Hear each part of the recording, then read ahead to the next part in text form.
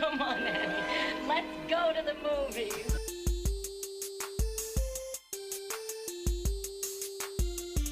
This is the Cinereelists, episode 689. My name is Kyle. My name is James. And my name is Zach. And we're here to talk movies, movie lists, and movie obsession for the next hour or so. It's good to see you guys. Good to see you too, Kyle. Yeah. How's everyone's weekend going? Good. We had a birthday party for my kids. A pool party. It's fun. A combined birthday party? Yes. Okay. Because they're Yeah. both July birthdays, correct? Both July birthdays. So we did a party in the middle. All right. And then did any listener send you presents or gifts? Yes, one did. All right. Excellent. Yeah. Is that person also related? No, No. no one. Unrelated listener sent me a gift. Is that- really? Is that person on this Interesting. podcast right now? No. Okay. You mean for my birthday? Someone on this podcast sent me a present for my birthday, but Yes. no, an unrelated listener gave a gift to my kids. And how does that make you feel? Do you know who this listener is? Yeah. Okay, Yeah. good. Feel good about it. All listeners are welcome to give gifts. To your children? Yeah. Nice. Good to know. How would they do that? I don't even... Yeah. If you want to share your address, that'd be great. No. Email Maybe your children's ages. the show at heyguys@cinereelists.com. Maybe like which windows are theirs on the house so they could just like deliver it themselves. That's how you give gifts, Kyle. Yeah, like Santa Claus. Doesn't everyone do that? You sneak in, you give the gift. Through the windows? Well, I don't believe you have a fireplace in Florida, do you? No, I wish.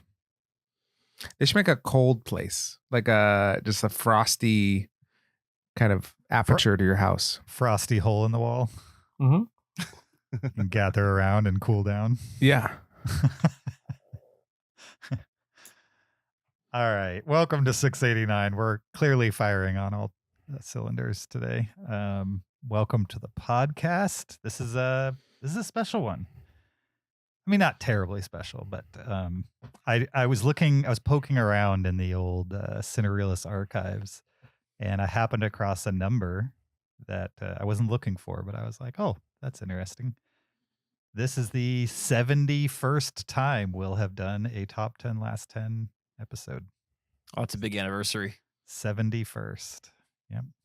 So about 10% of our podcasts, around 10%, are last 10 top 10s. That makes sense to me. The first 500 episodes are doing a lot of heavy lifting, I would Sure. say, for that Sure. percentage. Right, because now we're doing like 3 a year, maybe 4 a year. Yeah, well, we're doing one every 3 months or so, roughly. Yeah. When we do our 100th last 10 top 10, it has to be which are our top 10 top 10s. So like of our list of 10 movies, which are the 10 strongest? Oh, I thought we would go down our top 100 of our number ones on top 10 last 10s. Oh, we could also do that. I don't have 100 though. See, you guys may have 71 of these. Kyle. Oh, that's true. Kyle.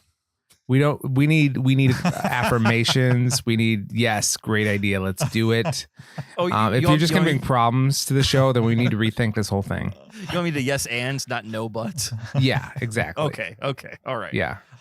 Yes, and I will watch another 500 movies the next couple of years. Thank you. No problem. Thank you very much. I mean, at this pace, Kyle, you have about 7 or 8 years before we get to that point. So, Right, but I'm just lots saying, of time to catch up. I do need to watch another probably 500 movies to make another 50 top 10 last 10 lists.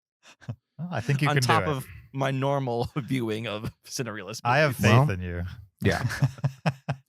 More than he has in himself, apparently. Yeah. For those of you who don't know what a top 10 last 10 list is, Kyle's going to tell you all about it. Oh, I'd love to.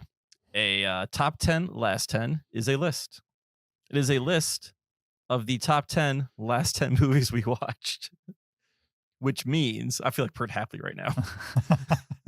This is a list. All right. So we're each going to take the last 10 movies that we each watched, and we're going to rank those 10 movies against each other from least favorite to favorite. And that's the only criteria. Exactly. It's a fan favorite. It's a format so popular. At least 2 other podcasts have borrowed the concept from us. It's on And- Wikipedia. And both of those podcasts are no longer publishing. It's on Wikipedia. Well, it will be in half an hour. Oh, okay.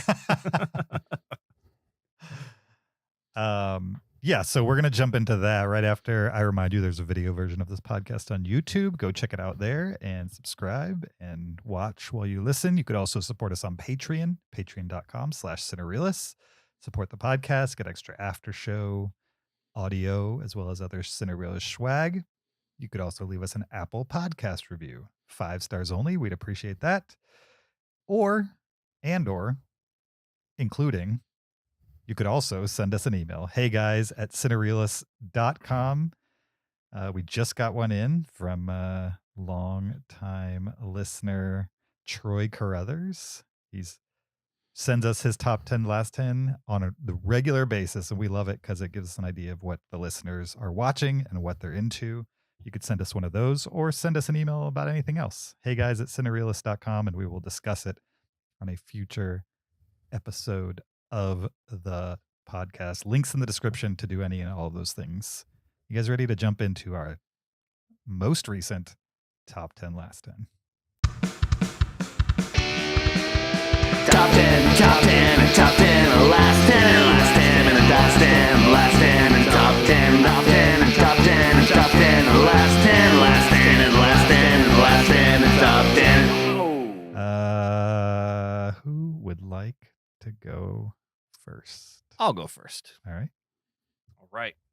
My number 10 is a movie that I watched for this podcast because we did our Forgotten Films of 2009. And this movie had been on my watch list for a long time. It's a 2009 film. It's a movie that always gets recommended to me because they're like, oh, you like sci-fi? You're going to like this movie. And I avoided this movie for a long time. And then I decided to watch it for the episode. And I know why I avoided this movie because it's my number 10. And that is Mr. Nobody. Okay. This is a Jared Leto movie. It takes place in the near future. He plays a elderly man who is the last mortal man on Earth. At this point, every other person is now immortal, but he is mortal. And he is being interviewed by a journalist about his mortal life. However, he seems to have lived 3 past lives and keeps jumping between them because of quantum mechanics. The movie doesn't really explain why or know why he has these past 3 lives. So this movie is pretty confusing. It's not easy to follow. And it is one of the most pretentious pieces of garbage I have seen. This movie thinks it is so self-important. This movie thinks that it is breaking barriers. And really, it's just like drivel upon drivel of fake physics and like, I don't know, false emotions. And this movie just thinks it's so self-important, and it's such a chore to watch. There's a moment where Jared Leto's character is like homeless and sleeping on a park bench. And then he, for whatever reason, like levitates above the park bench and there's like a rainbow overhead. And I'm like, yeah, that just sums up this movie in essence. If you just want to see Jared Leto doing weird stuff for 2.5 hours, go for it. This is like, I don't know. This movie thinks it's The Fountain, but it's really just like the Temu version of a fountain. Nice. Temu Fountain. Zach, have you ever seen Mr. Nobody? I haven't. It is definitely on my watch list as a movie that gets it pops up a lot of places. Mm-hmm. I've been curious about it. I don't like Jared Leto. So I'm not excited to sit down and watch a pretentious Jared Leto movie. But I'll give it an honest shot. Well, what if I tell you that there's 3 times as much Jared Leto in this movie? Mm-hmm. Interesting. I looked up on Letterboxd. I watched this movie in 2013. I gave it 1 star. How many stars did you give it, Kyle? Do you remember? I also gave it 1 star. You want to hear my quick review? More than 10 please. years ago of Please. Mr. Nobody. This is quoting myself on Letterboxd. I'm pretty sure I'm supposed to like this, but I can't. Yep. Yes, I get it. I understand what Leto and company are selling here. I just ain't buying. Plays like a pretentious Cloud Atlas, if you can imagine that. Because Cloud Atlas is pretty pretentious, I would say. Then the first comment from Arian Chevase. I don't know who that is. Expected from a person who gave Donnie Darko 4.5 stars. Oh, they're ripping you, the Evidently, reviewer. Arian is a big fan, and I offended this person. Well, I'm happy to say that listener Logan did comment on my review of The Fountain, and he said, Jared Leto is such a weenie. That's a good comment, too. I liked it, yeah. I love it. Cool. I am oddly glad that you didn't like it. Yeah, it's... I wanted to. I wanted to go open-minded, and I tried. Sure. And then after a while, I'm like, nope, this is... I think pretension is the best word to describe this movie. So is it like The Fountain... Is it like half The Fountain, half like What the Bleep Do We Know? Yes, it's exactly What the Bleep Do We Know. Gotcha. That's 100% this movie. Okay. That's too bad. I don't really remember the details. This was a long time ago. I watched a 1-star Sure. movie. Forgot what it was. So. I watched it 2 months ago, and I've just flushed this movie from my memory. All right, I'll go next. My number 10 is 2025 Snow White, directed by Mark Webb. Now, here's the thing. I went into this movie wanting and expecting to like it. I was like, I know it's getting like, a bunch of people are jumping on it online, and, probably people that haven't even seen it are giving it 1-star reviews and things like that. And so I was like, it's probably not that bad. I'm probably going to like it just fine. I like a number of the other live action Disney movies just fine. So I watched it with my wife and a good friend, and I didn't like it. It was pretty bad. I thought so much of the music was unexceptional. I was bored several times during the movie, which should not be the case with a story that is like a pretty peppy story. I mean, I've seen the original probably 20 times because my kids definitely went through a dwarves phase of what movies they wanted to watch. Little people. Dwarves. Yeah, it's amazing that like how boring it could be. And so they completely changed and added some elements, and I'm okay with you changing and adding elements, but not if it's going to be bad. And the whole Prince Charming element of it, where he honestly did become kind of like a Robin Hood character with his merry band, was so out of place in this movie. It just belongs in a different movie, but not Snow White. And even how this movie ended, I was not prepared. The ending of Snow White is iconic. It is a very famous way to end that movie. And this movie did not end it that way at all. It had a whole extra little bit that is like so unnecessary and not something I was rooting for or caring about. The movie did not bring me along. My wife thought the dwarves were pretty unsettling looking, although I think I was fine with them. But yeah, I didn't enjoy what it gave me. But the overarching emotion I had was bored while watching it, unfortunately. Snow White. I gave it 2 stars. Nice. I think generally we agree. Yeah, I gave it 2 stars as well. Yeah. I gave it a will not watch ever. Nice. You could probably stick with that. You'd be fine. Yeah, probably gonna skip that one. But he's already rated it online. Oh yeah. Any movie I will not watch, I just rate 5 stars. You should just start a letterbox list. Movies I will not watch. Just start. I should start a list called to it. Movies I Haven't Watched.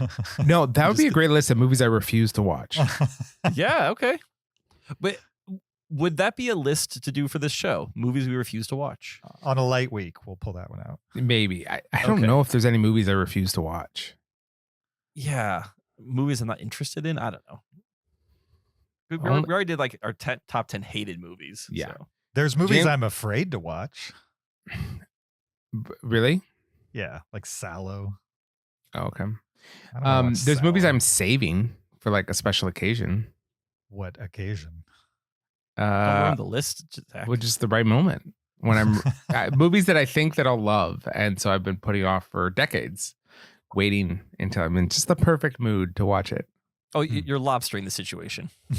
No. There's no hype. No one's hyping these movies at all, No, except no, maybe myself. You've hyped Self-hype. them yourself because you think you're going to love them. I do and think you I want love to them. love them, so you're putting off. You're afraid that you're not going to love them, so you're No. telling yourself, "Oh, I need the right conditions to watch it." Out of fear that you are going to watch it, you're not going to love it, and then you'll be like, "Wow, all this build up in my head." Absolutely not the situation. There is no fear that I will not love it. I 100% believe that I will love it. I'm Then not watch it. waiting. I'm not waiting for my hype to go down. I want my hype to be at its zenith when I watch this movie. So it's a completely different situation. I'm just waiting for the right time to watch it. You know, like you When- don't open up the bottle of wine at breakfast. You wait until the right time. When will you know the right time? It's like falling in love, James. When you know, you know. I don't know that much about that, to be honest. Well, you gotta trust me then. You gotta trust me. all right, The right time will come, and then I will watch this film. fair enough. When James falls in love, Zach will watch whatever. Movie let's this is. let's not combine the two. Okay.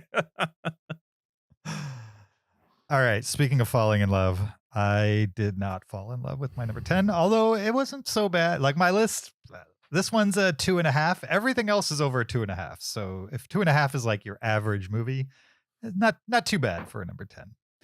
The Surfer from 2024, although most people's opportunity to see it was in 2025. This is a psychological thriller starring Nicolas Cage as a guy, a father who grew up in Australia. He goes to a local beach that he grew up around. Like he grew up in this community and now it's been like 30 years since he's been there. And he wants to move back and kind of recapture a little bit of his childhood. He just got a divorce from his wife, blah, blah, blah. And so Nicolas Cage shows up at the beach and the locals are just not interested in him being there. This is a locals only spot. And he's like, hey, I used to live here. Doesn't that count for something? And they're like, no, you're an old business guy now. You're not a surfer. You aren't from here. And so basically there's like this little mini war that happens between him and the local surfers.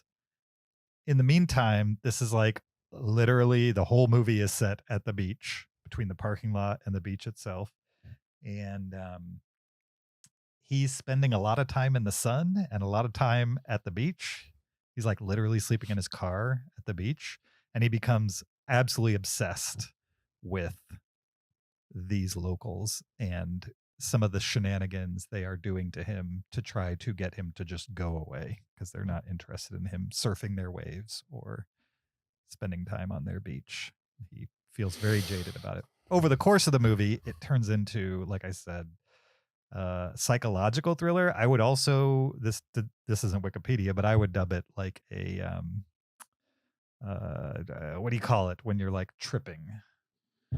A psychedelic A thriller. psychedelic thriller for sure, because at some point the line becomes blurred as to whether he's imagining some of these things that the surfers are doing to him or if they're actually happening, because he's just like so sunbeaten and also beaten down by the situations that happen over the course of the movie.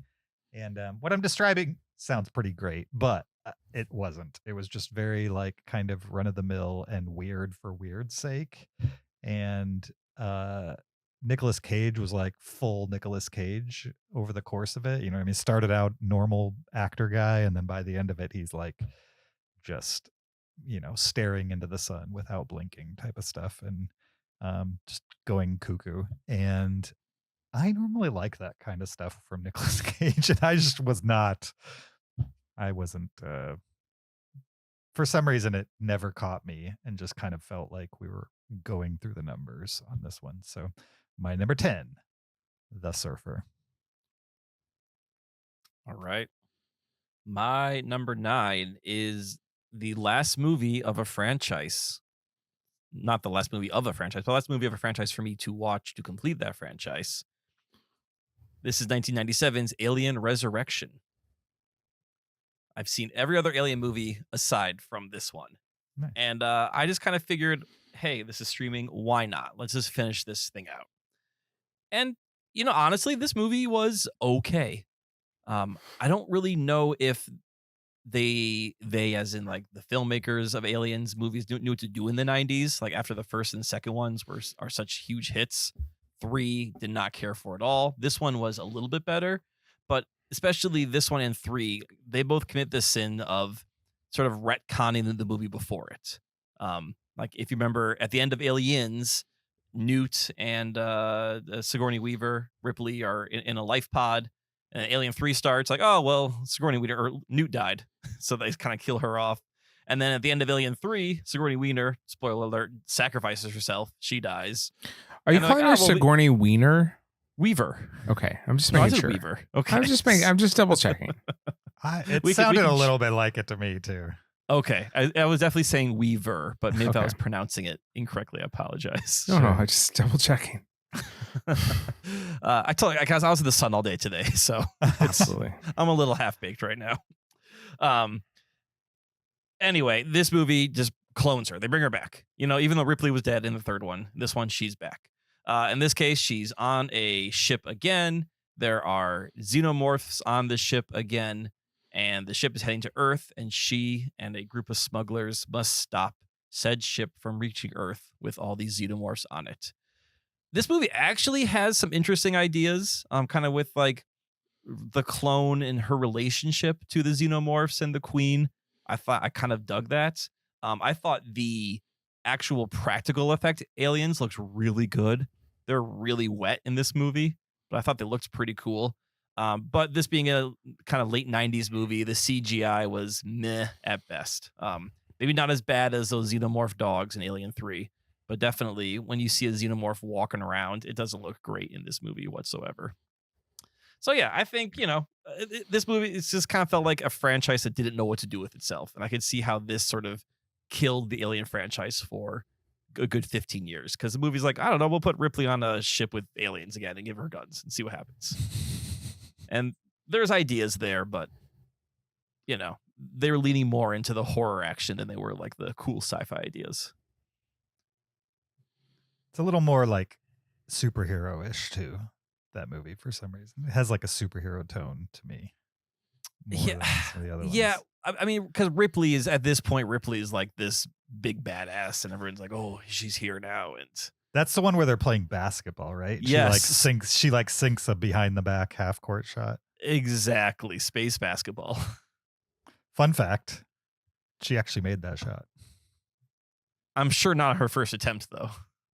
I don't remember. I just know there's Okay. like behind the scenes footage of her making it and everybody being absolutely shocked because they expected to have to fake it.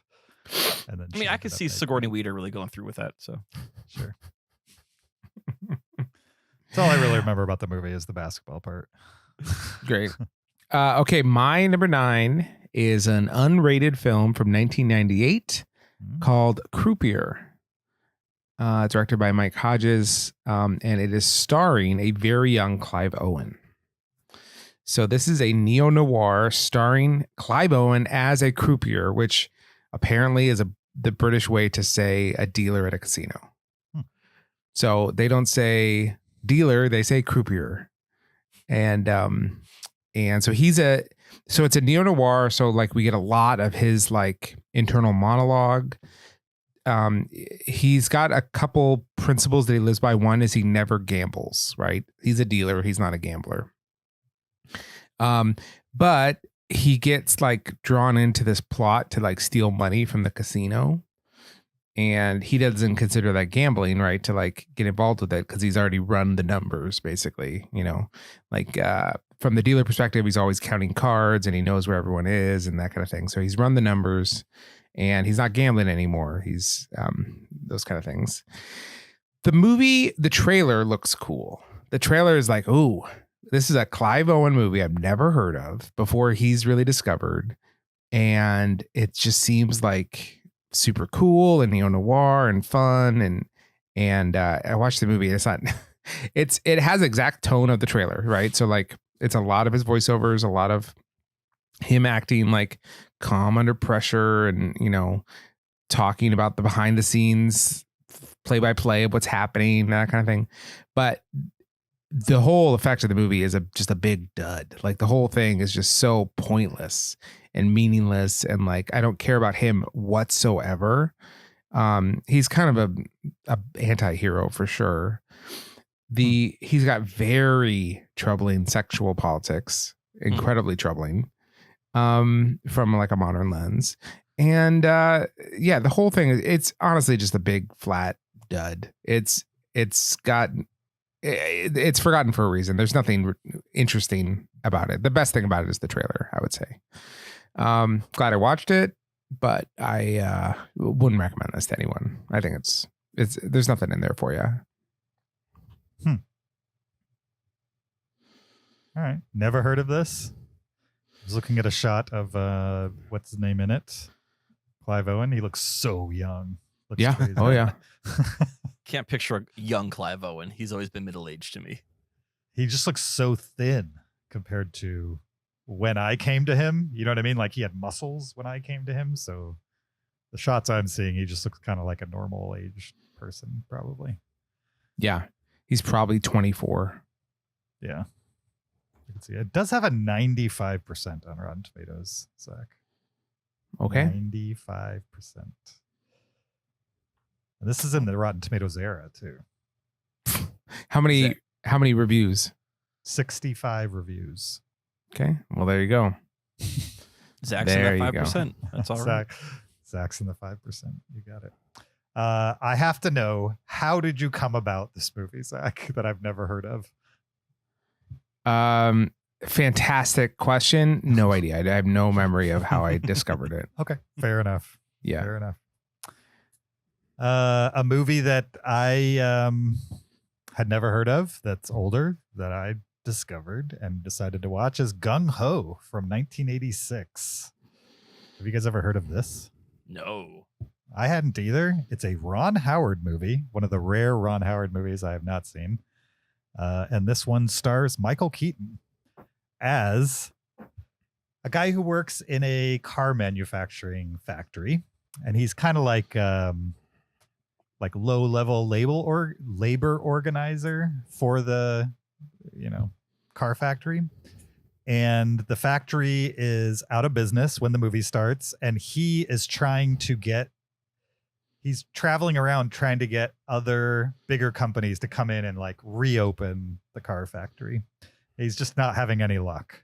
And so he goes to Japan and convinces a Japanese car manufacturer to come over to the US and reopen this car manufacturing factory. And from there, it's like a comedy. It's like a culture clash comedy, I would say, because the Japanese businessmen come over to the United States and they want the factory run like they run their factories in Japan. You work 7 days a week. You take no breaks. You do the company exercises at the first thing in the morning, and you put out like a very specific, impossible to hit amount of cars manufactured within a week type of thing. And so he agrees to all that stuff, knowing they will never really be able to do all that stuff. And so once the Japanese come over, then it's just like gruff, I would say, mid-80s auto factory plant personnel clashing with Japanese businessmen who are very strict about everything and have no sense of humor. And it's the 80s, so there's like a ton of stereotypes happening here, I would say, in the comedy. But surprisingly, it felt... There's certainly stereotypes and there's certainly jokes at people's expense, but it seemed balanced, right? for every like joke on a Japanese businessman they had in the movie, they also had like 2 or 3 jokes about lazy Americans or like the entitlement of Americans or that type of stuff. And so I was kind of impressed because once I realized what it was, because I went into it without watching anything on it or even reading anything on it. It was just like Ron Howard and Michael Keaton. Okay, I'll do it. I was just shocked that it was as balanced as it was. I'm certainly not going to recommend it to anybody, but it was way better than I thought it would be, to the tune of 3 stars. I expected it to be really bad because it's a Ron Howard movie I never heard of and a Michael Keaton movie I've never heard of and from the 80s. So I figured it was lost to time because it stunk. But I wouldn't say it stunk. It was just kind of a little better than middle of the road. And that surprised me. My number 9. Is that the guy from UHF? The guy from UHF. Sorry, remember like the karate guy that he does like the Wheel of Fish. The You're So Stupid guy? Yeah, You're So Stupid guy. Yes. Yeah. I don't know. Okay, it's a good question. Kind of looks like him in that screenshot. I wasn't sure. There's fun people in there. George Wendt from what do you call it? Oh yeah, no, this guy. Yeah. Getty Watanabe was in UHF. John Turturro was in it. Mimi Rogers was in it. Lots of people from the time, and also clearly the guy from UHF. You're So Stupid guy. Yeah. Second build, Getty Watanabe. He has a name, James. Sure. All right, my number 8. This movie, watching this, killed 3 birds with 1 stone. Number 1, I watched it for a list. I didn't include it on my list, but I watched it for a list on this podcast. Number 2, it's another movie where it's the final installment of a franchise I've not seen, so now I've completed a franchise. And number 3, it's on my resolution of watching all the movies that I own that I've never seen before. And it is on a lot of buildup for 2012's The Bourne Legacy. Is this the one where Jason Bourne kills a bunch of guys? No, this is the one where Jeremy Renner kills a bunch of guys. Oh, okay. Right. That's Yes, the distinguishing factor on this one. Right, you're right. Yes, this is the 4th installment of The Bourne Legacy, where we have Jeremy Renner playing a agent instead of Matt Damon. This movie has actually interesting setup. It takes place kind of between Bourne Supremacy and Bourne Ultimatum. They're definitely referencing Treadstone and the events of the other movies, and the name Jason Bourne comes up a lot. And the idea is like that the CIA is just trying to shut it all down, and they're essentially taking all their agents out because it's all blown up. And Jeremy Renner is one of these agents. So now he's out for survival. He doesn't want to be obviously taken off the grid. He doesn't want to be killed. So he's on the run, trying to stay alive. He teams up with Rachel Weisz, who I think is like a psychologist who's in the whole Bourne program. So they're trying to help each other escape. And like that setup is super interesting, I thought. However, his motivation for wanting to get away from all of it is because he's on pills that make him extra smart and strong. And we learn through some flashbacks that he's kind of a dummy. And it's just sort of weird seeing Jeremy Renner playing like a dumb soldier, like, okay, sir, I can do that. And then it's just a weird acting choice he makes. And I was like, oh, so his big motivation is he's going to become an idiot again. That is like his motivation of the movie. And I would, I think Jeremy Renner was fine in this movie. Like he slotted into the genre with no problem. I think he held his own. I just think this movie was kind of boring. It has one really good like motorcycle chase through the streets of Manila, but the rest of it's sort of rote Bourne inspired action. So I was entertained by it, but it doesn't feel like an essential movie. I'm glad to like check it off my list and another movie that I've watched that I own, but I'm not going to be revisiting The Bourne Legacy anytime soon. Okay. I remember that movie being like 2/3 of a movie. It was like it's like they didn't write the last third for some reason. They stopped at the action sequence midway through the movie, and they were like, "Yeah, it doesn't." They were really like, "We're gonna have 10 sequels to this, so it doesn't matter." And then like that didn't happen. Like, this is the era that they're trying to make Jeremy Renner the next big action star. He did this. He was in the Mission Impossible movies. Yeah. Like, everyone thought Jeremy Renner, he's our next Tom Cruise, next Matt Damon. And turns out he's our next Scatman Crothers from The Shining, driving a snowcat around. Wow. Quite the analogy. Yeah. I know. You pulled the snowcat out of thin air there. All right. My number 8. I'm sure it's on both of your lists, but it got a rating of approved. It has an approved rating. It's from 1964, and it's called The Disorderly Orderly. My number 8 is The Disorderly Yes. Orderly. Yeah. Yeah. I suspected, James. But you go first, and I'll just kind of chime in. Okay. I watched it last week, so Okay. Oh, okay. So it doesn't count for James. The Disorderly Orderly, directed by Frank Tashlin, is a Jerry Lewis comedy where he plays a hospital orderly. He's like a medical student working at a like a psychiatric hospital.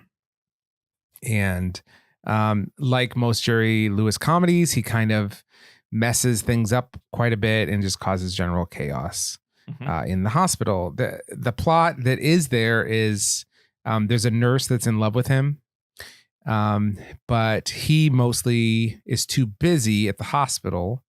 But he panics at the sight of like blood and guts and stuff like that. So he can't become a doctor. And then his high school crush comes in as a patient. And so he's kind of obsessed with her. So that's kind of the plot of the film. Okay.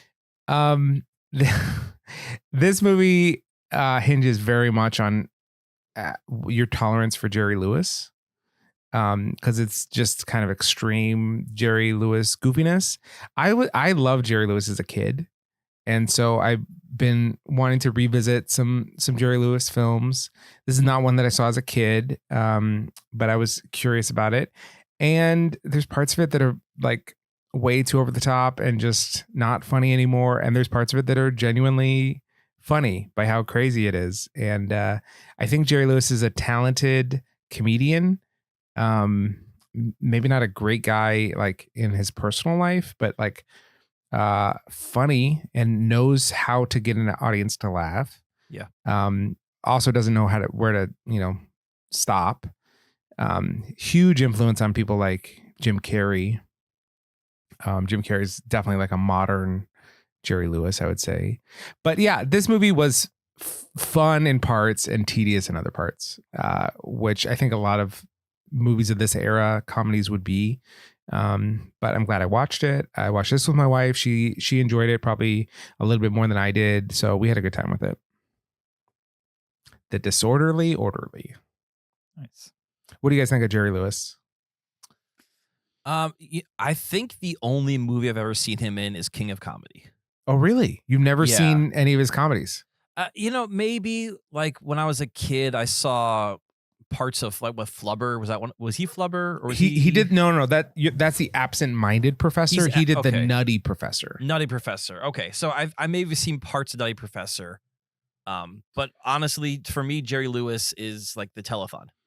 Sure. Yeah. I used to watch that all the time too. Yeah. James? I'm looking at his movies and I don't recognize any of them. I mean, Wow. I recognize the movies. I just haven't seen them.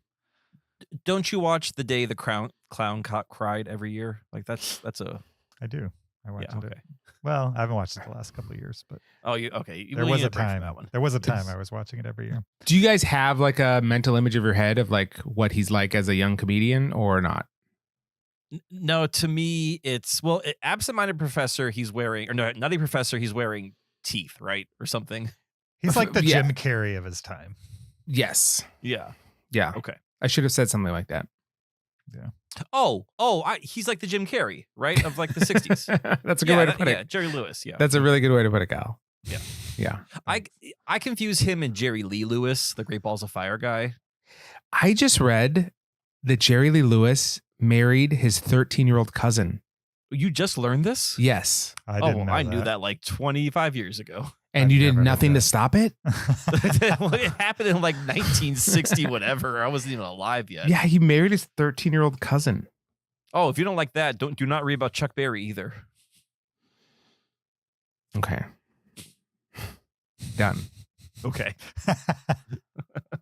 Well, you guys have to check out an early Jerry Lewis comedy, like him and Dean Martin. What would you recommend, like as an entry level Jerry? Maybe The Lewis Bellboy. comedy? The Bellboy. I've seen A Mad, Mad, Mad, Mad World. Yeah, but that's not a Jerry Lewis movie. That's like 20 comedians. I think that's the one I've seen with him. Oh, sure. Yeah. Yeah. Maybe The Bellboy. That's his 1918's The Bellboy. No. It could be The Bellman or something like The Bellhop. Okay. The Bellman. I am now a Bellman.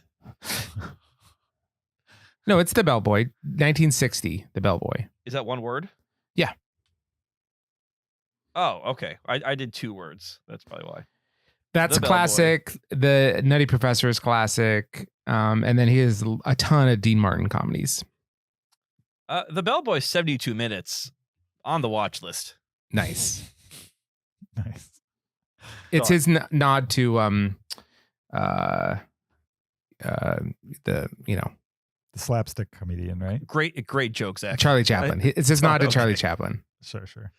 I mean, on this picture, on the cover of The Bellboy, he is making a face with his eyes crossed, like he's totally bugging. I think that is my vision of what Jerry Lewis was in his younger days, just mugging all the time, which I guess is Jim Carrey. For sure. All right. I also saw a comedy, this one a little more recent, from 2025. It's Friendship, which I think is leaving theaters right now, but might be on VOD. I don't even know. I saw it in theaters a little while back, and it's all right. I wasn't expecting a whole lot from it. Like if it was great, that would have been awesome, but like I wasn't like pinning any hopes on it or anything like that. And I feel like I got what I paid for. I don't know what I'm saying so far about this movie, but this one, it's an A24 movie. It stars Tim Robinson, Kate Mara, Paul Rudd, amongst others. Story of a guy who makes friends with his neighbor. Those two guys, the first one being Tim Robinson, the second one played by Paul Rudd. Paul Rudd is like just the coolest neighbor you could ever have. He has all this life experience. He's super nice to everybody. He's the type of guy that will just like the second he meets you, invite you into the house and give you a beer and, be your best friend, like almost immediately. Tim Robbins, on the other hand, is just a socially awkward, introverted person who wants to make friends, but does not know how to relate to other people. And is kind of like a caustic guy at the same time. Like he has 2 extremes: no filter or like completely shut down socially. Mm-hmm. And so the bulk of the comedy is super awkward and cringy, but not in like a fun office kind of way, more like a painful, dark comedy kind of way. And I'm pretty introverted in real life. I don't like being in a big crowd of people and being the one speaking and stuff like that. And so a lot of what played for comedy in this movie is like my absolute worst nightmare. And so I had a hard time with some of it. I understood where the comedy lied. It was just real hard for me to laugh at, just because some of it was very relatable. Not because it's things I've done, it's because things I'm 100% afraid of doing, like saying the wrong thing in front of a bunch of people that I want to impress, type of thing. And so, so other people's mileage may vary, I guess is what I'm saying, as far as like how high it would be on a list like this. For me, it's at number 8 because I enjoyed it. It wasn't bad. It's interesting. It's unique as comedies go, I would say, because of, what they're leaning into, the subjects they're leaning into. It was fun to see Paul Rudd play in an environment like this. It's like not anything I can remember that Paul Rudd has been in. The premise sounds like something he'd be in, but like the execution of this movie is very different than anything else I've seen Paul Rudd in that I can remember. So I'm not necessarily recommending it to people, but at the same time, if you're curious about it, I guess you could check it out and maybe you'd get more out of it than I did. because I think there's more there. It's just I have my own personal hangups, and that's why it's at my number 8. Does this feel like a I think you should leave or whatever his comedy show is, like extended episode or something? I have never seen that show. Okay. So Oh, you haven't, James? No. Oh, it's really funny. Is it more of this?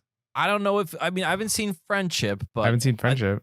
I think a lot of it is sort of Tim Robinson doing awkward cringe stuff. Sure. I mean, cringe comedy doesn't really bother me. Okay. In fact, I like it in most instances. It's just it was very specific.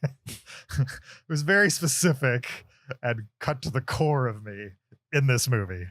So I think that's why I didn't vibe with it more than I did. I definitely did not dislike this movie.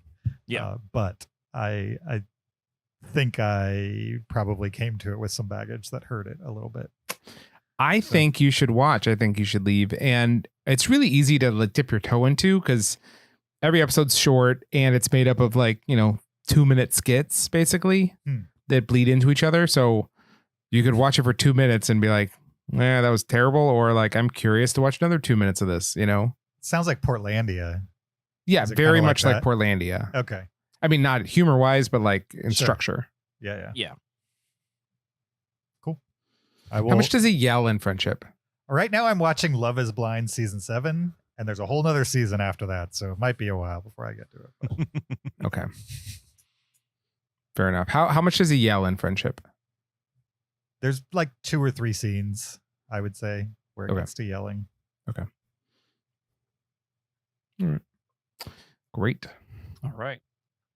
My number 7 is a movie that my wife actually found. We had we usually on Fridays we watch a family movie, and she was looking for something that we'd never heard of before. So she actually asked ChatGPT, like, what is a good family movie from the last 25 years that is underrated, people don't talk about? And ChatGPT came up with 2007's Stardust, directed by Matthew Vaughn. Now, this movie has a crazy cast. Let me just read the names off here. Charlie Cox, Claire Danes, Michelle Pfeiffer, Mark Strong, Robert De Niro, Sienna Miller, Ian McKellen, Henry Cavill, before he was Henry Cavill, Peter O'Toole. It goes on from there. And this was a fun movie. I think actually this is one time that AI impressed me. It delivered on something that we asked from it. This movie is it's sort of a modern fairy tale is the best way to put it. Charlie Cox plays a young man who lives in a sort of bucolic English countryside village, and he sees over the hedge a shooting star crash into the earth, and he wants to go find the shooting star to like give to the love of his life. So he crosses the hedge into this fantasy realm, and this fantasy realm is there's pirates that live there and witches, and a whole Peter O'Toole plays a king with all these sons who are fighting amongst each other. And Charlie Cox must navigate this fantasy realm to find this fallen star, which is actually played by Claire Danes. At the same time, you have Michelle Pfeiffer and her 2 sisters who are hag witches trying to stay youthful. And the way they are going to do that is also by finding this falling star. So Michelle Pfeiffer is really hamming it up as this witch, both as her like beautiful normal self, and then they get to get the old person makeup on her as she starts to deteriorate. Robert De Niro plays a effeminate like sky pirate in like an airship. I would say his portrayal it's 2007, so it can be maybe borderline problematic at times because he's definitely playing to a stereotype, but he also is just plays such a unique character in this movie that I thought he was super fun in it. And I just for a unknown family movie, sort of sci-fi or fantasy adventure, I thought this was pretty enjoyable. Definitely with like the witches, I would say young kids would probably be a little creeped out by it, but I think elementary school age kids and older could really enjoy it. And I think even as a parent, I was enjoying it just because of all the people in it. They're all doing a nice job, and it's a fun movie. Nice. Yeah, I like that movie. Oh, you've seen it? Oh yeah. I've seen Recently, it as well. or oh, you guys okay? All right, so I missed the boat on Stardust. Yeah, I missed the boat, but I liked it. Good. I watched it in 2021. 3.5 stars. Just on your own for kicks? Yeah. I wrote surprisingly watchable but messy, good energy and sense of fun. Yeah, it's fun. whole It's, review. I think fun is the best way to describe it. Like it's a very earnest movie. Cool. My number 7 is Moana 2. Moana 2. Moana is a movie we've watched a lot in our family. So we saw Moana 2 in the theater and it was fine. Yeah, it's fine. I mean, it's good, right? Like the animation's great. The songs were actually pretty good, I thought. In some places, some of them they were like not good. But yeah, I don't know. I was kind of like it just seemed like more of the same to me in just such an unexciting way. There was nothing about it that like I got really enthused by. It's got a larger cast of characters, you know, kind of a ragtag group goes on a raft together on a mission. It's kind of got a cool like final scene. That's pretty action heavy and pretty, you know, thematically interesting, but I don't know. This movie it hasn't become rewatched heavily in my house like Moana did. So I don't have really anything much to say about it, pro or con. Did it feel like a re-edited TV show, or did it feel like no, a it didn't. movie? It felt like a movie. Okay. It Okay. did feel like a movie. But yeah, Moana 2, my number 7. I haven't seen it. I know Disney has high hopes for Moana to be a lasting property, I would say. So I think they're going to make more of them no matter what happens. Isn't Moana the most popular streamed movie on the internet? I don't know about that. It's possible. I don't know one way or the other, but I just know that they like that character and they want it to stick around for sure. Moana's a solid movie. Yeah. In 2023, it was the most streamed movie on any platform. Wow. Oh. You think from kids just kind of like rewatching it over and over again? Yeah. Yeah. Makes sense.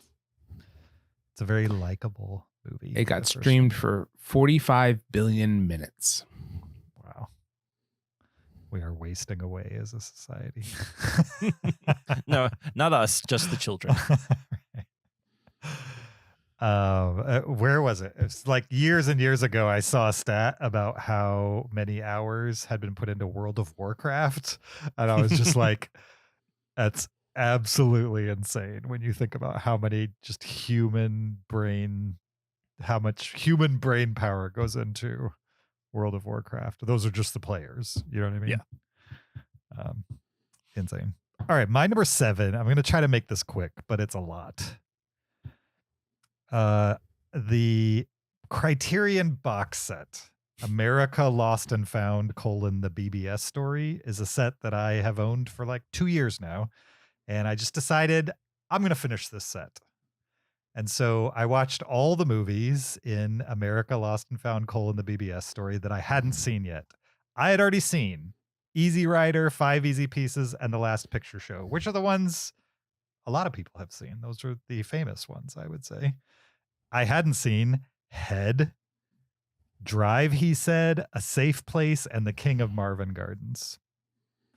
And I think there's a reason why those are not as known. They're mostly not good, I would say, in my opinion, with the exception of Head, which is why it lands at number 7 and not like the very bottom, because A Safe Place and Drive, He Said, are not good movies that were very difficult for me to get through. King of Marvin Gardens, more like a mid-tier movie. Head was just so insane that it was interesting. Have either of you seen Head? No. Never heard of this movie. Okay. This Head is starring the Monkees, the band The Monkees. Okay. Okay. A lot of people accuse the Monkees of being like a ripoff of the Beatles, right? Or the American answer to the Beatles. And so around the same time the Beatles were releasing movies, the Monkees started releasing movies as well. This was the last one they made and totally bombed at the box office because it was insane, basically. It's essentially like the Monkees band members having these little skits, much like that TV show you guys were talking about, I think you should leave, where it's like every 4 to 5 minutes, the end of the skit happens, but whatever happened at the end of the skit just kind of bleeds into the next skit. And they just jump around all these different movie genres. And they're essentially like, hey, we're the monkeys, and we don't want to become irrelevant. And so we don't know what kind of movie to make next. So we're just going to make all of them. And so there's like a Western section and a Roman time section, and just all these different genres of movies that's jumping around. And some of them are very jokey. Some of them are just plain weird, the little segments. And I wouldn't say it was necessarily good. It was just so weird that I couldn't stop watching it. If that makes sense. Like it moves around so much and so fast that I was never bored by it. This movie is written by Jack Nicholson.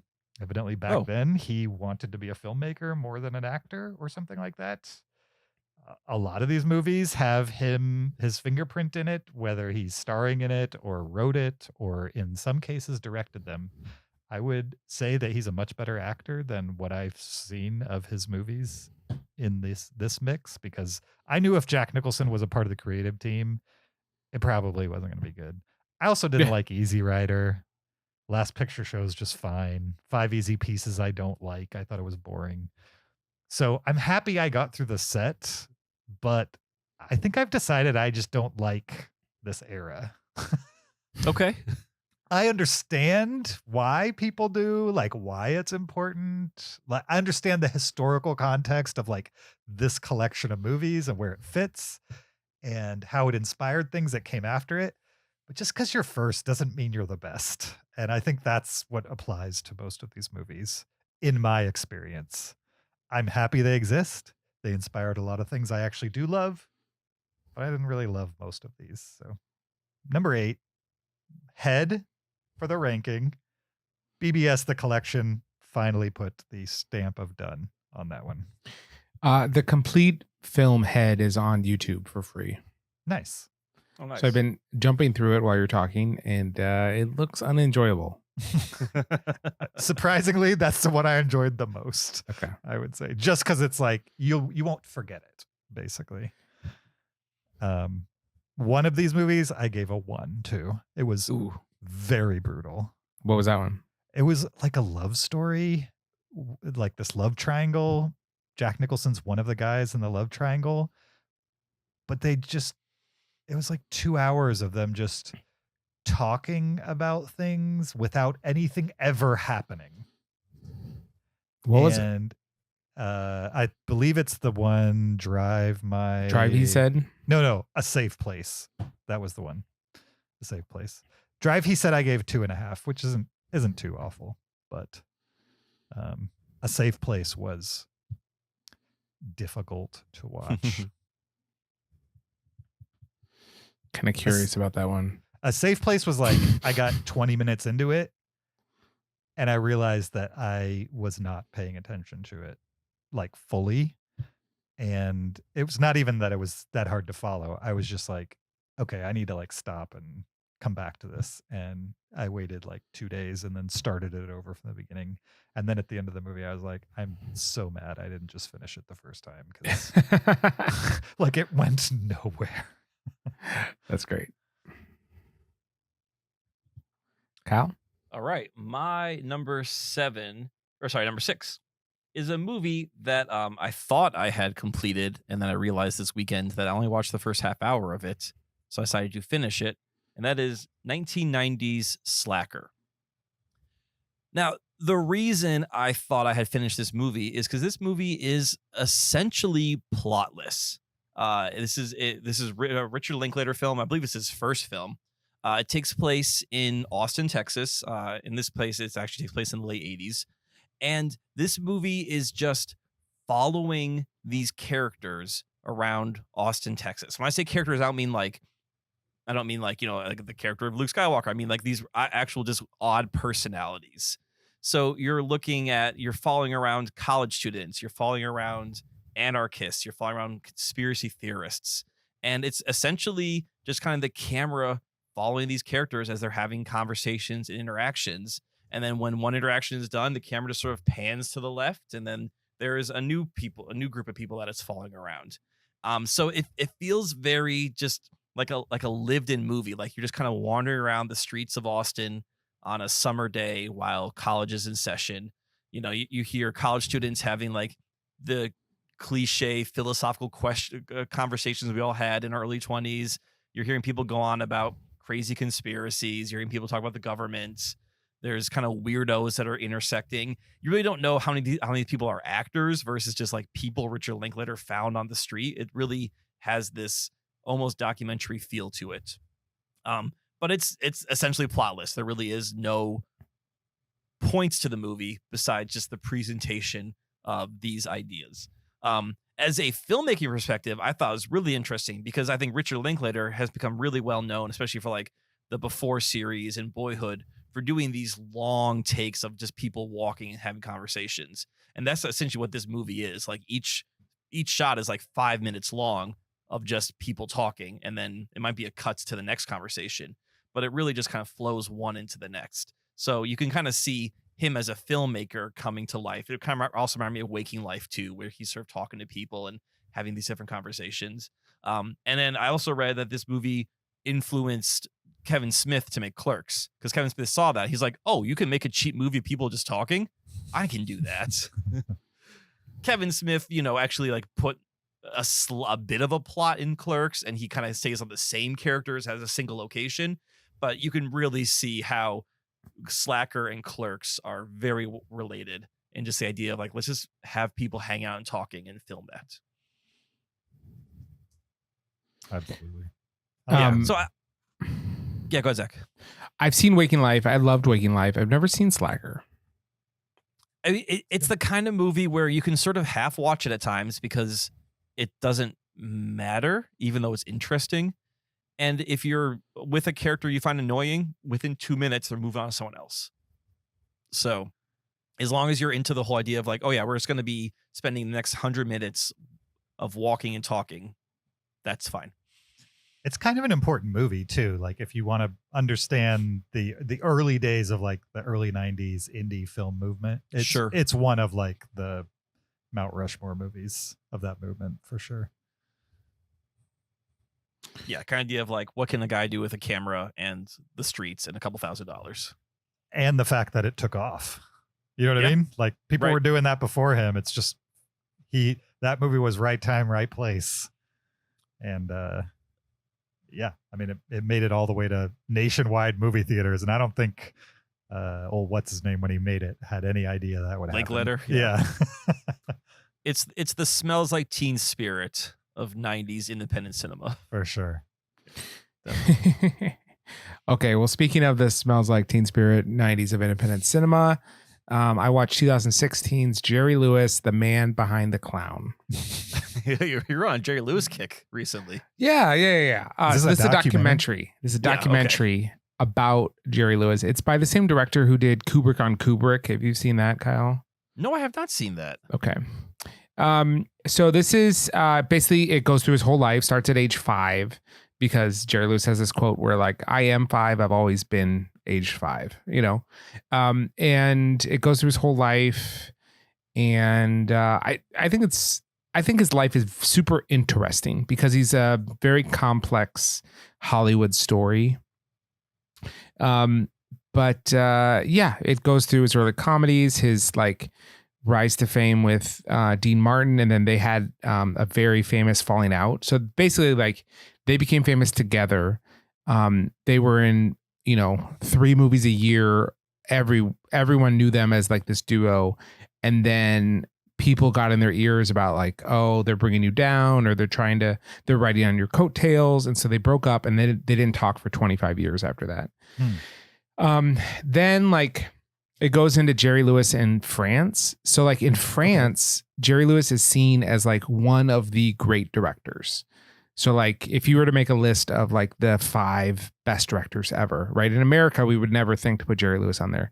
In France, he is beloved as this like directorial genius. Really? And he did in a lot of his films. So after he broke up with Dean Martin, he started directing his own films. And he does do really innovative stuff. So for instance, Jerry Lewis is the one that invented I forget what it's called, but he's the first one to have a film camera, and then he strapped a video camera on the side so that he could see playback without having developed film, because he wanted to see how because he starred in all his own films, and so he wanted to see his performance right away without having to wait to develop things. So he invented having like instant playback on videotape rather than film. And that's obviously still used today. And he would have like gigantic dollhouse sets of like 4 or 5 story hotels built in a soundstage, and then a camera on a crane that would just go room to room to room, changing floors all the time. Like some really innovative things. Anyway, France like reveres him as one of the greats, you know? And then it goes through the telethon stuff, and I don't know. I find him very interesting, and my only criticism of the documentary is it is fairly breezy, right? I mean, it could have been 3 times as long, and there's enough there that a lot of it is just kind of like shuffled through. But as a good primer for Jerry Lewis, it was entertaining for sure. So it's called The Man Behind the Clown. I am seeing this other Kubrick documentary this guy did called Kubrick by Kubrick. Yeah. And it's only 65 minutes long. And that's Okay. all. I wonder if it's gonna be the same thing. Like I definitely want to see it, but I wonder, like, can you cover Kubrick in an hour? Right. Did this feel the same way? So here's that's the weak point, is how breezy it is. Okay. But on the plus side, it was incredible, the breadth of footage that he combined. So it was almost as if he took everything that Jerry Lewis has ever appeared in, like TV, commercials, radio, interviews, like hundreds of hours worth of stuff, and included everything in these like really interesting montages that like fit perfectly with what people were talking about. I mean, from a visual perspective, it was not just your run of the mill, like cheap documentary. Like it was amazing what he was able to compile together. It's just like, it's pretty breezy, but if you're at all interested in Kubrick, if it's in the same style, I think it's absolutely worth watching, because it's going to combine elements that you haven't seen before. Yeah, I definitely want to check it out. The Kubrick one, not the Jerry Lewis one. Okay, fair enough. I gotta toe into Jerry Lewis. Let's start with the Bellboy, Start with the Bellboy. and then word. I'll jump into the expansive documentary. Gregory Monroe, filmography. Yeah, Exactly. Yes. yeah. He's made a bunch of these. Yeah, He he's made good one at on it. Charlie Chaplin, one on Sean Connery's time as James Bond. Yep. Jimmy Yeah, Stewart. Yeah. Toulouse-Lautrec. That's cool. Awesome. I'm into it. All right. All right. My number, what are we on? This is your number 6. My number 6, F1, the movie, in theaters now. This is, I think it might be on somebody else's list, so I won't talk too much about it. I enjoyed it. I thought it was a fun racing movie. I'm not sure there's much more than that to this, other than the fact that like made in the modern age, so they're like using really nice high def cameras that they literally strap to the cars in like several different places. These cameras can do like, you know, nice pans and stuff like that, and the cinematography was super impressive. I'm sure there's a decent amount of it that is CG, and I could not tell where the seams were, and that's impressive to me, because there is a lot of racing in this movie. It felt true to the sport. Having never watched F1, I would assume that this is a decent representation of what it feels like to be a racer, or, you know, have the pressure of a race or something like that. It felt way less fantastical than that other movie from the video game that was like last year. Need for Speed. Gran Turismo. Gran Turismo. Okay. Yeah, Gran Turismo. I wouldn't say it's the best racing movie I've ever seen, just because the characters were like a little paint by numbers, a little cliched here and there. I didn't find much depth in most of them, but I'm not sure there are like a bunch of really good racing movies either. It's not like there's a lot of competition here. Days of Thunder, Ricky Bobby. Yeah. So overall, the movie itself, I enjoyed. I will say that like I've learned things about Brad Pitt that we don't need to go into that did distract me during the movie. I was just like, I have a hard time watching him, knowing some of the things that have been recently revealed about him that happened a long time ago. By a long time, I mean like 15 years ago. So, I just want to acknowledge that I'm not necessarily over Brad Pitt, but also it could have been a different actor here, and I think it would have been the same movie. Like you could have gotten what's his name? Magneto, the guy who played Magneto in First Class that we haven't really seen in a movie in a while. Fassbender. You know him too. But like Michael Fassbender, like just get like a strong male actor right there in the main character. Didn't have to be Brad Pitt, I guess is what I'm saying. My number 6. Do you think that movie 6. would work on the small screen at all, or is it like have to be a theater movie? No, I think it would be enjoyable. Okay. Yeah. Cool. All right, my number 5 is a recommendation from James. This is a Ben Wheatley movie. I've only seen one other Ben Wheatley movie, and that's The Meg 2, which is probably not a good breadth of his work. But James, you recommended to me 2011's The Kill List. And I'm not sure why you recommend this movie to me, but it's an interesting movie for sure. Because it has a it's strong directorial stamp on it. That's for sure. It does for sure. Yes. So this movie is about no one of note is in this movie. Maybe some faces you recognize, but like name wise, no. This movie is about a contract killer in England who is trying to come back from a botched job. We don't really know much about it, but something happened. He was off the job for a while, and he wants to get another score. He wants to provide for his family because he is a married man. He has a wife. He has a child. This is one of those cases where the family, at least the wife, does know that he's a killer. It's not, it's not one of these secret lives he runs. She's quite aware of what he does for money, and she's even trying to get him back out there. Like, hey, we need money. You need to get back out there. So his buddy comes to him and says, "Oh, hey, I got this job. It's like the last big score. We need to kill these 3 people." I'm like, okay, seems pretty cut and dry. And as when they go to do the kills, these people are thanking him for doing it. Like they see him coming and they're like, "Oh, thank you," and they're very excited about being killed. And he's trying to wonder like, "Oh, what's going on here?" And then the movie takes a turn, which I really don't want to get into whatsoever, because it was a turn that I did not expect at all, but I thought was kind of cool. This movie doesn't really explain itself fully why it's doing what it's doing. There's definitely things happening in the background, and you kind of have to have some inferences for why the movie takes the turn that it does. But I kind of thought it was interesting.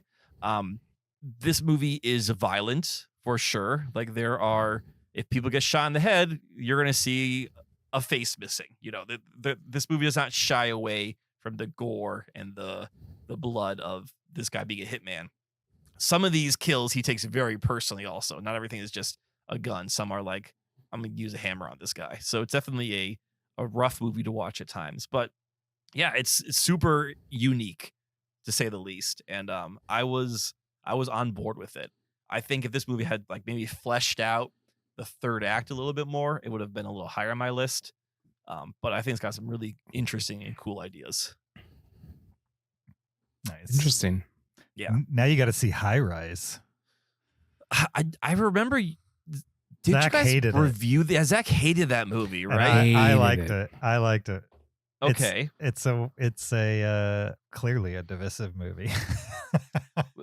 James, based on the fact that I've seen Zach, have you seen Kill List? It's nothing No. like Kill List. Okay. I'll tell you that. Okay. Have you James- have you watched Severance, The TV show? the Apple TV show? Yes. It has more in common with Severance, in my opinion, Okay. than it does with Kill List. Do you think I'd like High Rise?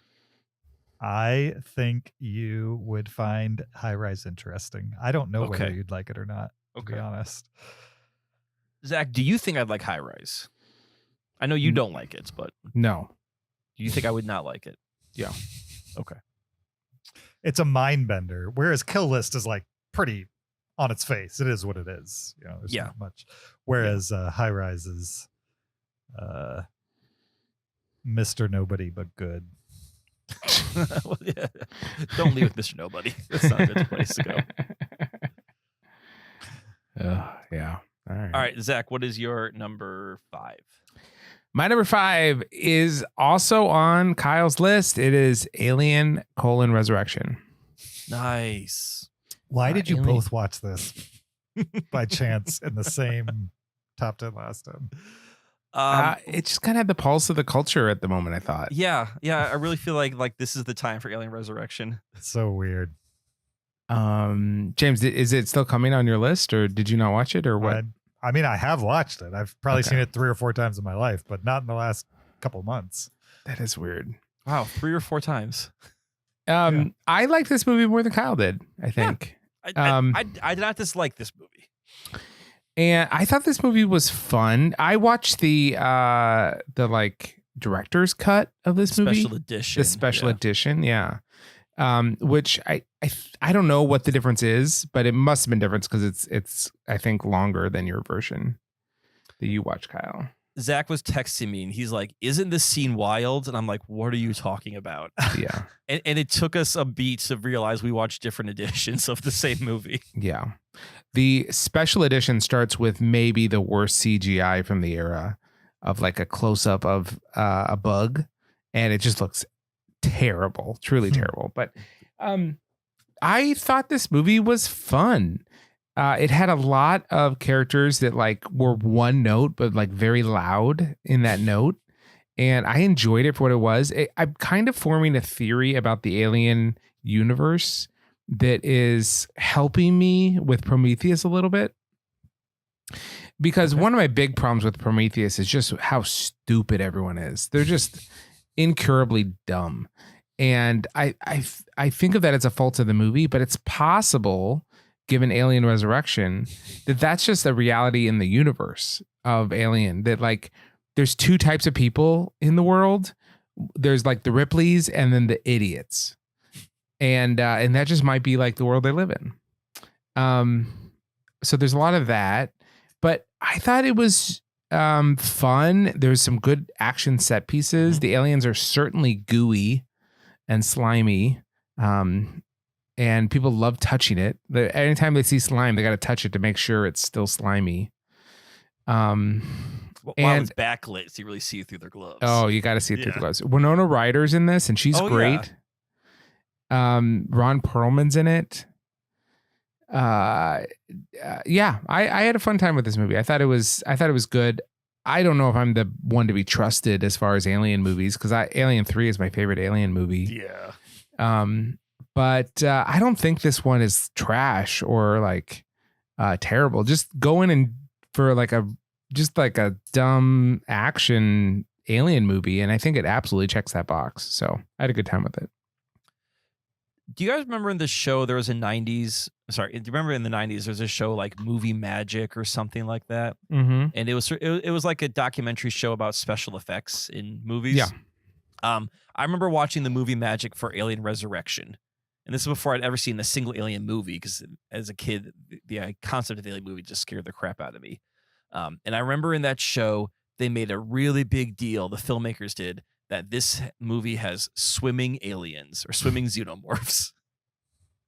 So I was watching this movie like, when are they going to swim? When are they going to swim? And not the greatest CGI sequence. Maybe it looked cool in 97. Yeah, them swimming was not very scary at all looking. No. Also, those people can hold their breath for a long time. Yeah. I mean, either you're a Ripley or you're an Olympic swimmer who's not very smart. Yeah. You're a Ripley or a Ryan Lochte. You're one of the two in that universe. So, all right.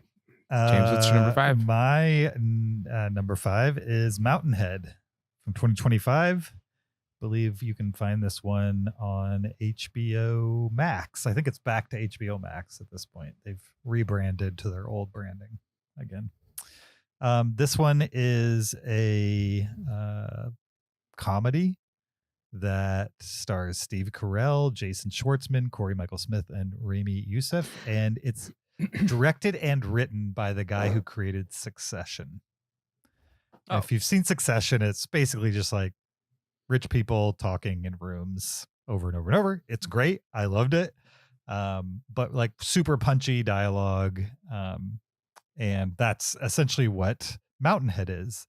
The only difference is instead of like billionaire family, New York family, this one is the top of a house at the top of a mountain in Colorado somewhere or something like that. And these 4 tech gurus, these CEOs who created like social media websites and stuff like that. They don't get specific on what websites or what tech, but basically like the 4 most powerful tech bros have this like friendship. And once a year they get together and have these little mini retreats to talk about what they're doing and, where things are going. And so they've been friends since like their incubator days type of thing. And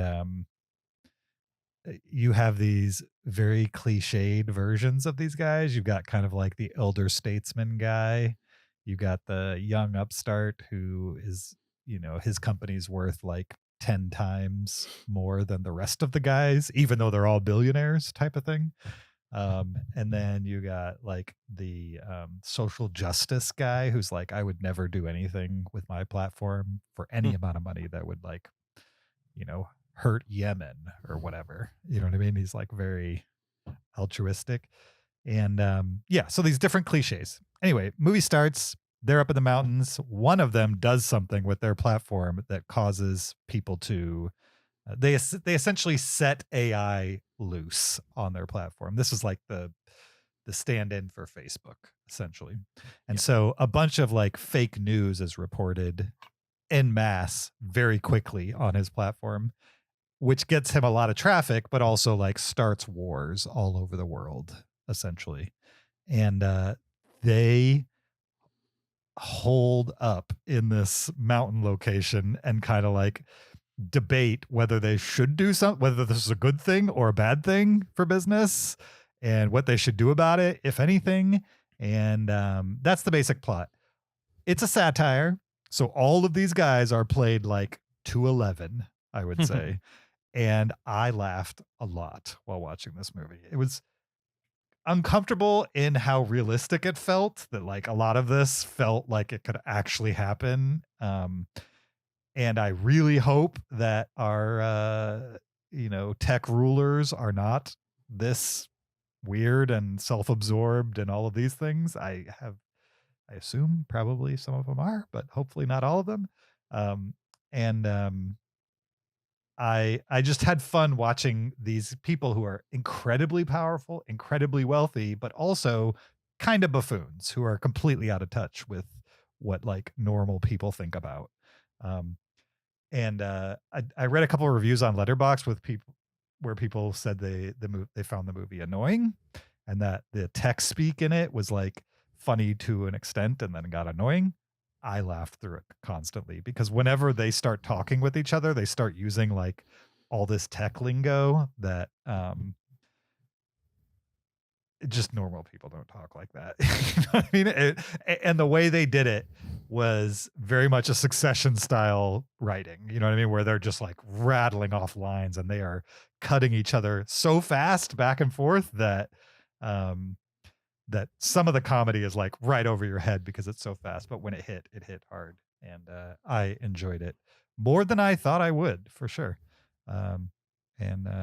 I recommend it for people who are into kind of like dark comedies that don't really have a much higher concept than like, we're going to get some guys together with some good writing, one location, and just let them go from one spot in the mansion to the other and riff away.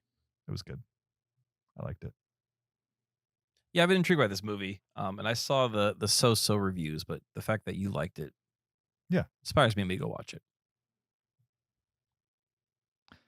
All right. My number 4 is another experimental film, another early film from a famous filmmaker.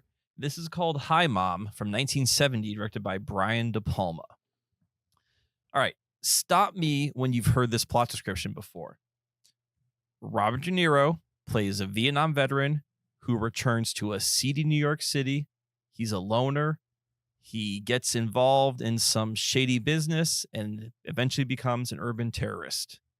I'm describing Taxi Driver? Hi Mom, obviously. Oh, okay.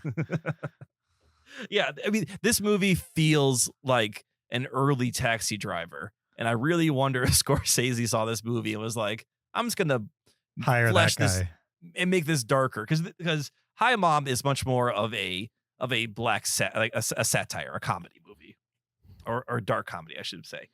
Yeah. So Robert De Niro plays a former Vietnam veteran. He returns to New York City I guess in this case, it's the very early 70s. And he gets a job essentially filming his neighbors across the apartment and then selling these videos. And it's sort of they're peeping Tom videos. So he's filming his neighbors doing everything, lewd acts, basic acts, whatever. He even goes as far as to get involved with a woman who lives across the apartment just so he can film their sexual escapades together to sell them. So he's not a great character. After that kind of falls through, he then gets involved with a black performance art group who has this whole performance segment called Be Black Baby. And the idea is like white audience members are taken backstage and kind of given the treatment of what a black person in 1970s New York experiences. And it's this weird piece of performance art. As you're watching it, you're starting to wonder, wait, everyone's an actor in this, correct? Or like it really toes the line of is everyone acting, or are we watching actual performance art being filmed amongst unsuspecting viewers? This is, or unsuspecting participants. This kind of reminds me of Slacker. It's another experimental film. It has more of a plot to it because Robert De Niro is the main character, but the movie kind of jumps around where it'll tell his main story, and then it'll cuts to handheld footage of just tertiary characters having a conversation about something else happening in New York City in the 70s. And it kind of cuts back and forth. And the whole time it's sort of this satire on, at the time, what was the idea of like, oh, everyone's going to be watching TV. Everyone wants to be on screens. And it's interesting to watch that being lampooned and poked fun at in 1970, considering where we are 60 years later with screens and everything. So yeah, I would say if you want to see another early director or a director early in their career, kind of finding their footing, cool cast, experimental film, Hi Mom, exclamation point is up there.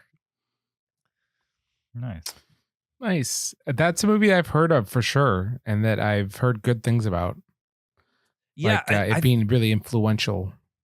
Oh, for sure. Yes. I watched this because of the poster. The poster is kind of like that famous painting, like Whistler's Mother, of the woman in the chair, but in case she's holding a machine gun. I was like, okay, what is this? And I saw Brian De Palma and Robert De Niro. I'm like, yeah, why not? Let's give this a shot. Yeah, well, very cool. My number 4 is Air Force Elite: Thunderbirds. And this is a Netflix documentary that came out this year. It was produced by the Obamas, and it is about the Thunderbirds, which is the Air Force show squadron that goes to air shows and stuff like that to show off how good the U.S. Air Force is. So it's like a super elite crew of pilots that train until they can perform these incredibly intricate maneuvers, in formation. So these are the planes that will go to an air show and then fly 2 feet from each other in formation, and then do all these crazy things. And it's actually they don't shy away from this in the documentary. They talk about how dangerous it is, and the fact that a lot of pilots die in this squadron, through accidents at air shows and stuff like that. So it's they really are like doing something that's very dangerous because people have died doing this. And so it's really interesting. One guy, that the leader of the Thunderbirds, his dream his entire life was to be an astronaut. And he got into like the final running of like the top 5 people that were getting a call back to be an astronaut. And then someone called him and asked, like, will you lead the Thunderbirds flight squadron? And he said, yes, he would. He took back his application from NASA to lead the squadron, kind of a thing. Anyway, it's really well made and well shot in a way that, you know, Netflix is good at making these documentaries. The Obamas are good at producing entertaining media. And I didn't know anything about the Thunderbirds before, but it's, you know, it's fun to see how much training goes into doing what they do. So I liked it quite a bit. Are the Blue Angels then the Navy version That's of Navy. the Thunderbirds? Yeah. Navy. Okay. Yeah. Okay. I did not realize the Air Force had their own stunt show. Yeah, I didn't either until this, Cool. but yeah, Thunderbirds. Thank you, Obama. Obamas. Did you guys the hear family they're getting that a keeps on divorce? giving. Yeah, sure. I did not hear that. No. That's the rumor. The rumor is they're getting a divorce. Is that because of Jennifer Aniston? I did not. What's the word? When you like give in to something, you. I saw the headline and decided to move on, not look into it. Oh yeah, Sure. no, it's one of these page 6 headlines. Like Right. they were on a podcast recently, and they're like, "Yeah, we're still here." Like, Right. news to us that we're getting divorced. Yeah. Did you hear the rumors that like Barack Obama and Jennifer Aniston were having an affair? No. When was No, That was like Recently? a couple months ago. Yeah. that? It's so crazy. I mean, obviously not happening, but it's very crazy what people will believe. Sure. yeah, you know what? There is way crazier things that people believe. So if they want to believe that Obama and Aniston having an affair, that's like the least innocuous thing. Sure. I wish we were back in the days. That's where people would believe. Yeah, I remember people used to believe Michelle Obama was a man. People still was like- believe that. I was like, that's insanity. I mean, I don't know how you look at her. I think Michelle Obama is attractive, so I'd be surprised if people. I was surprised when I heard people thought she looked like a man because I was like, I don't see it.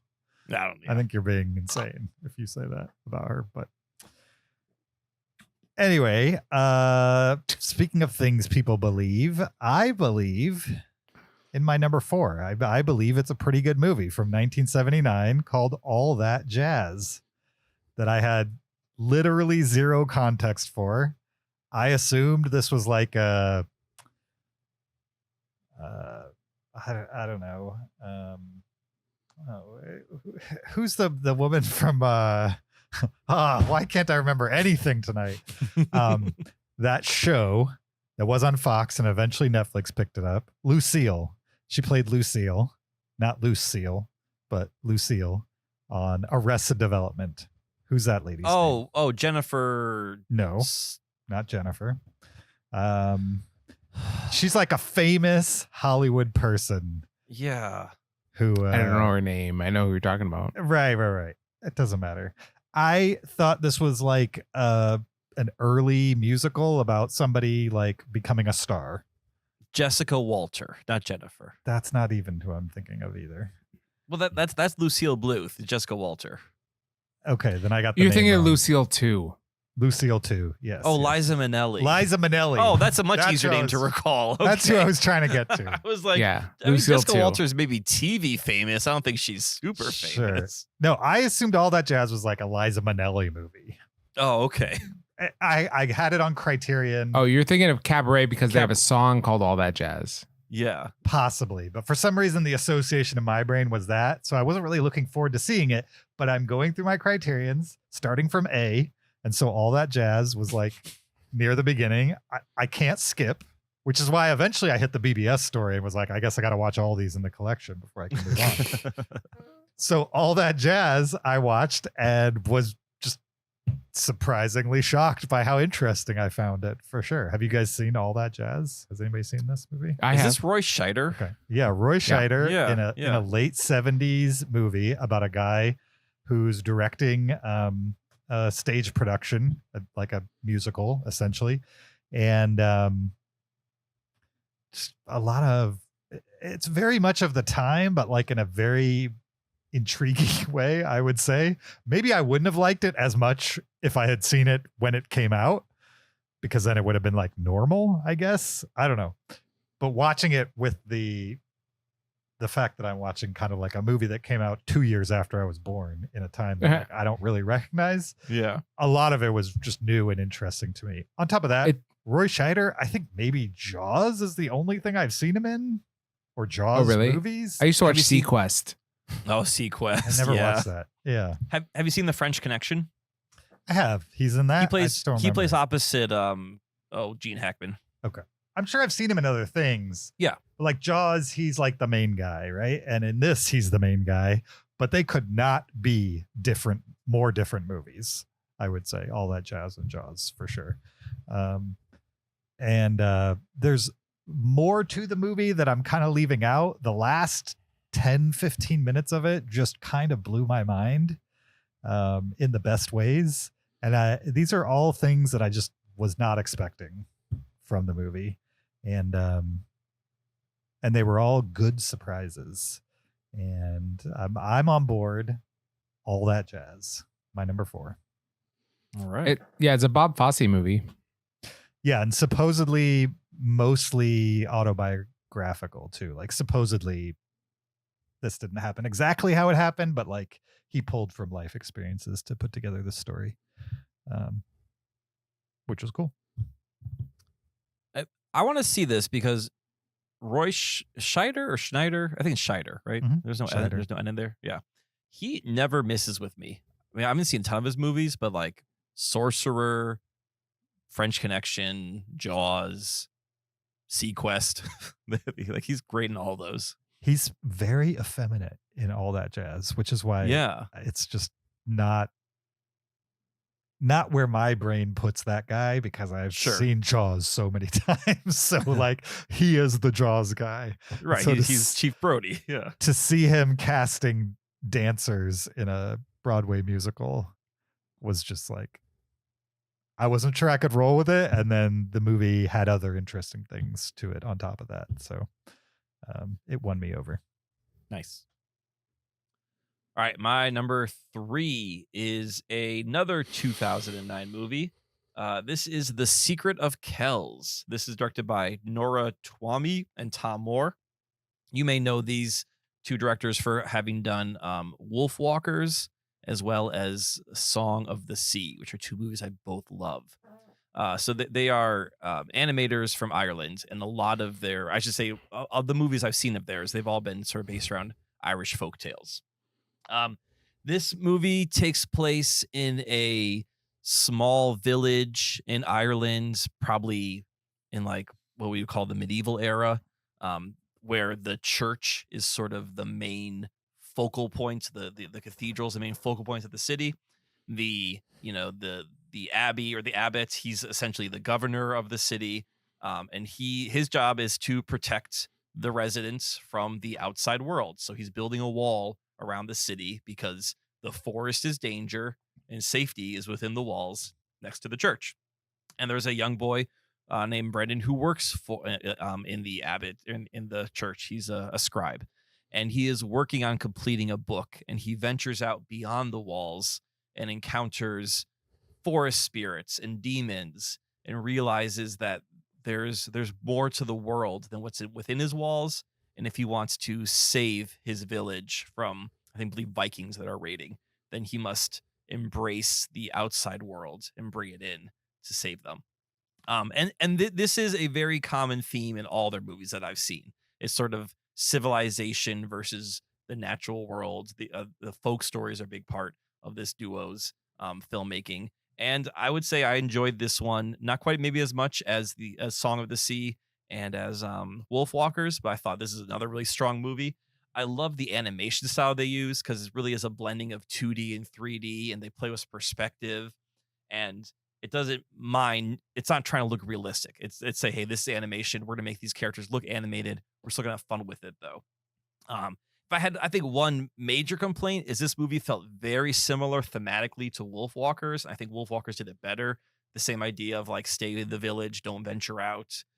So they kind of remade themselves, but I think that they're different enough where you can enjoy them both for different animation styles and sort of different themes. I still haven't seen Song of the Sea yet, but that's one I'm like Zach. That's one I'm saving for a special moment. That movie is so good. I watched it as a young parent, and it crushed me. Like in a good way, just in a emotional way. Okay. Yeah, I wouldn't say in a bad way. Just more of like a, oh my goodness, like this is affecting me on a level. Yeah, sure. This is affecting me on a level I would never expect a movie to affect me at, but Sure. it's done so well. I gave Song of the Sea 4.5 stars. Yeah. And then I think they produced one more. I think maybe Nora Twomey directed. It's called The Breadwinner. And it seems to be like a girl in maybe Pakistan or Afghanistan. And I'm curious to see that one. So it's to see them sort of moving away from the Irish folktales. Yeah. Cool. I don't want them to move away from them. Just make more of that. We have other people making other stuff. Well, yeah, I just want to see them do another take. Like I'm totally fine with them sticking within the Irish folktale setting because it suits their film, their animation style with the lusciousness and the contrast of like the city versus the forest. It's just cool to see another perspective. Fair enough. All right. My number 3 is not an Irish folktale, but I would say that is the only thing it doesn't have in common. It is 2024's The 688.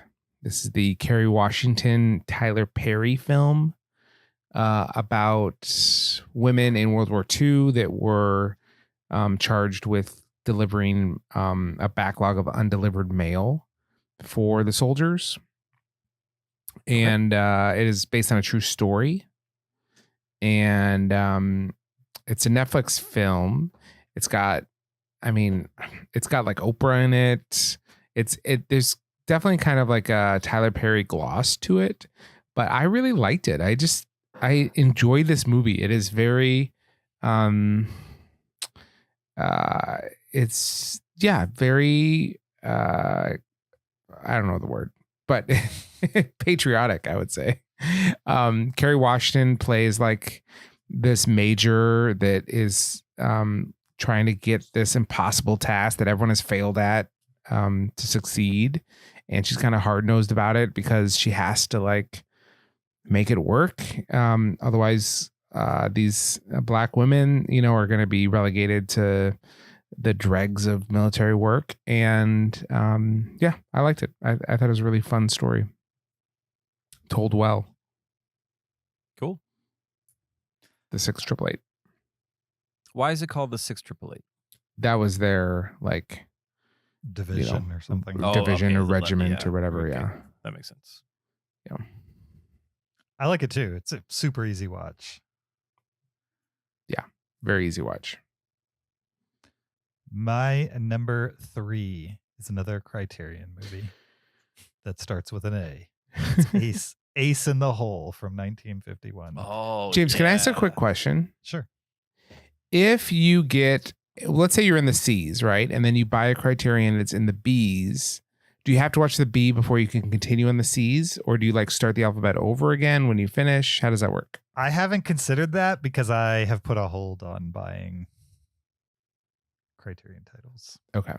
But I guarantee that hold's not going to last long enough for me to get through what I already have, because I'm pretty sure I have more Criterions than I can watch before I die at this point. Okay. So not literally, but if I was going at the pace I have been going, probably. Okay. Because I was watching like 4 a year and I'm at like 400 or something like that. For a year. So I need to speed this up, if I'm ever going to watch them all. So, yeah, that's a good question. What do you think? What should I do? Should I stop where I'm at and watch it? That way I can say like, I've watched everything up to a certain amount, or should I wait till the end and then lap around to the? I kind of think you should form like this multiverse tree where now you get to choose between two films. You're not forced to watch the next one. You could say, on which branch do I want to continue on? And then you have to continue down that branch.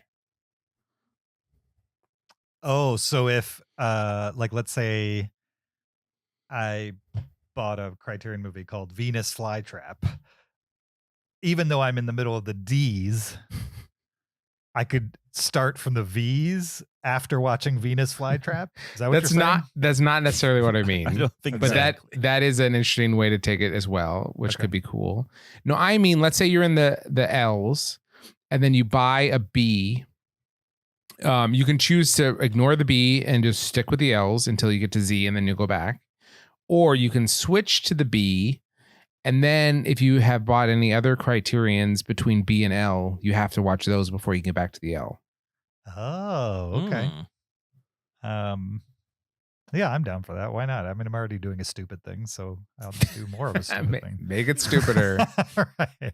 I just try to give myself some structure where I know I will just watch the ones I want to watch, and then all the rest will sit there. So I figured if I gave it like a non-arbitrary Mhm. method to the madness, then I might discover things that I never would have put in. Yeah. And that seems to be working. Also, I watch movies I didn't like that aren't on this list that were Criterion titles, and that's fine.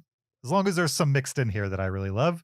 And Ace in the Hole was one of those for sure. Yeah. Have you guys seen Ace in the Hole? Oh, That's yeah. great. That's great. Yeah. I love this movie.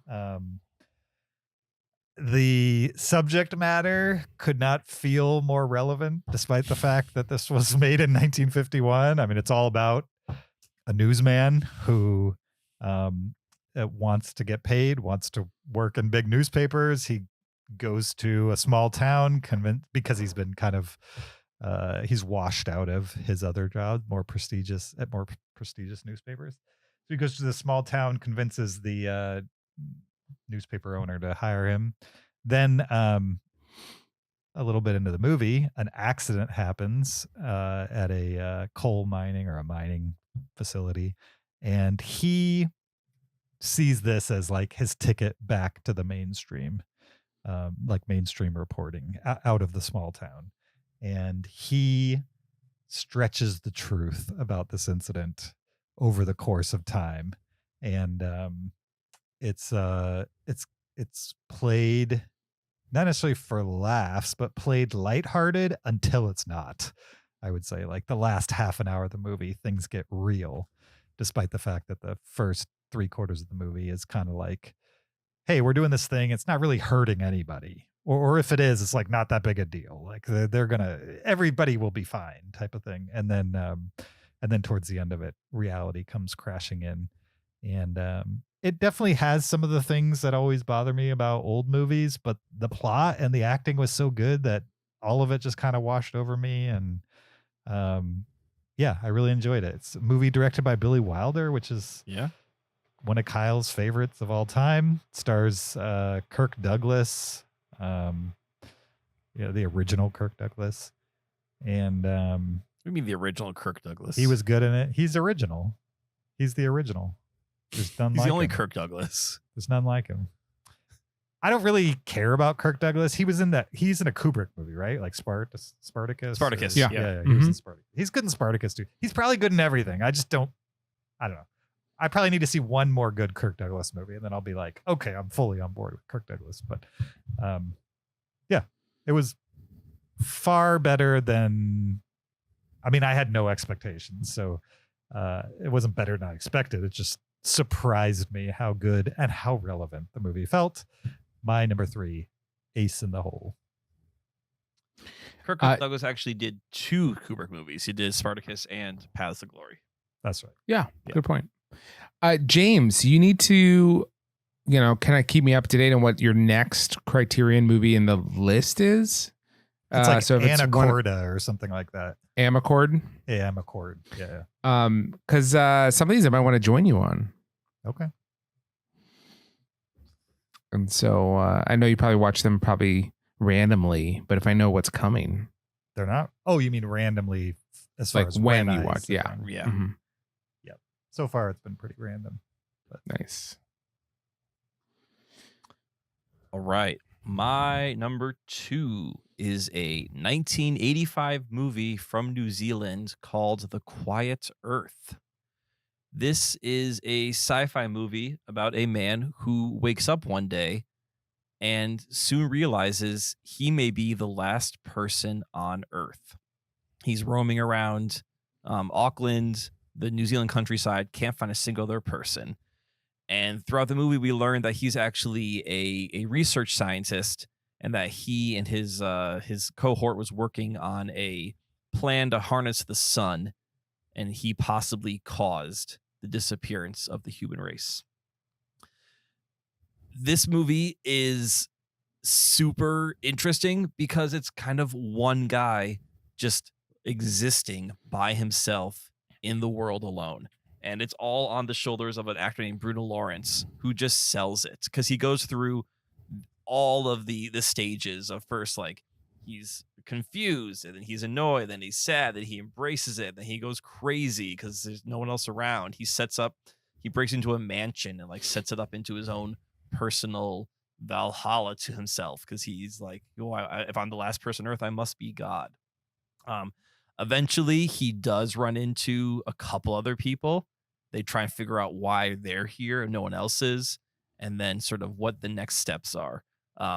It's a hard movie to explain, but it's a super enjoyable sci-fi movie in its simplicity because it is such a small cast just existing in an empty world.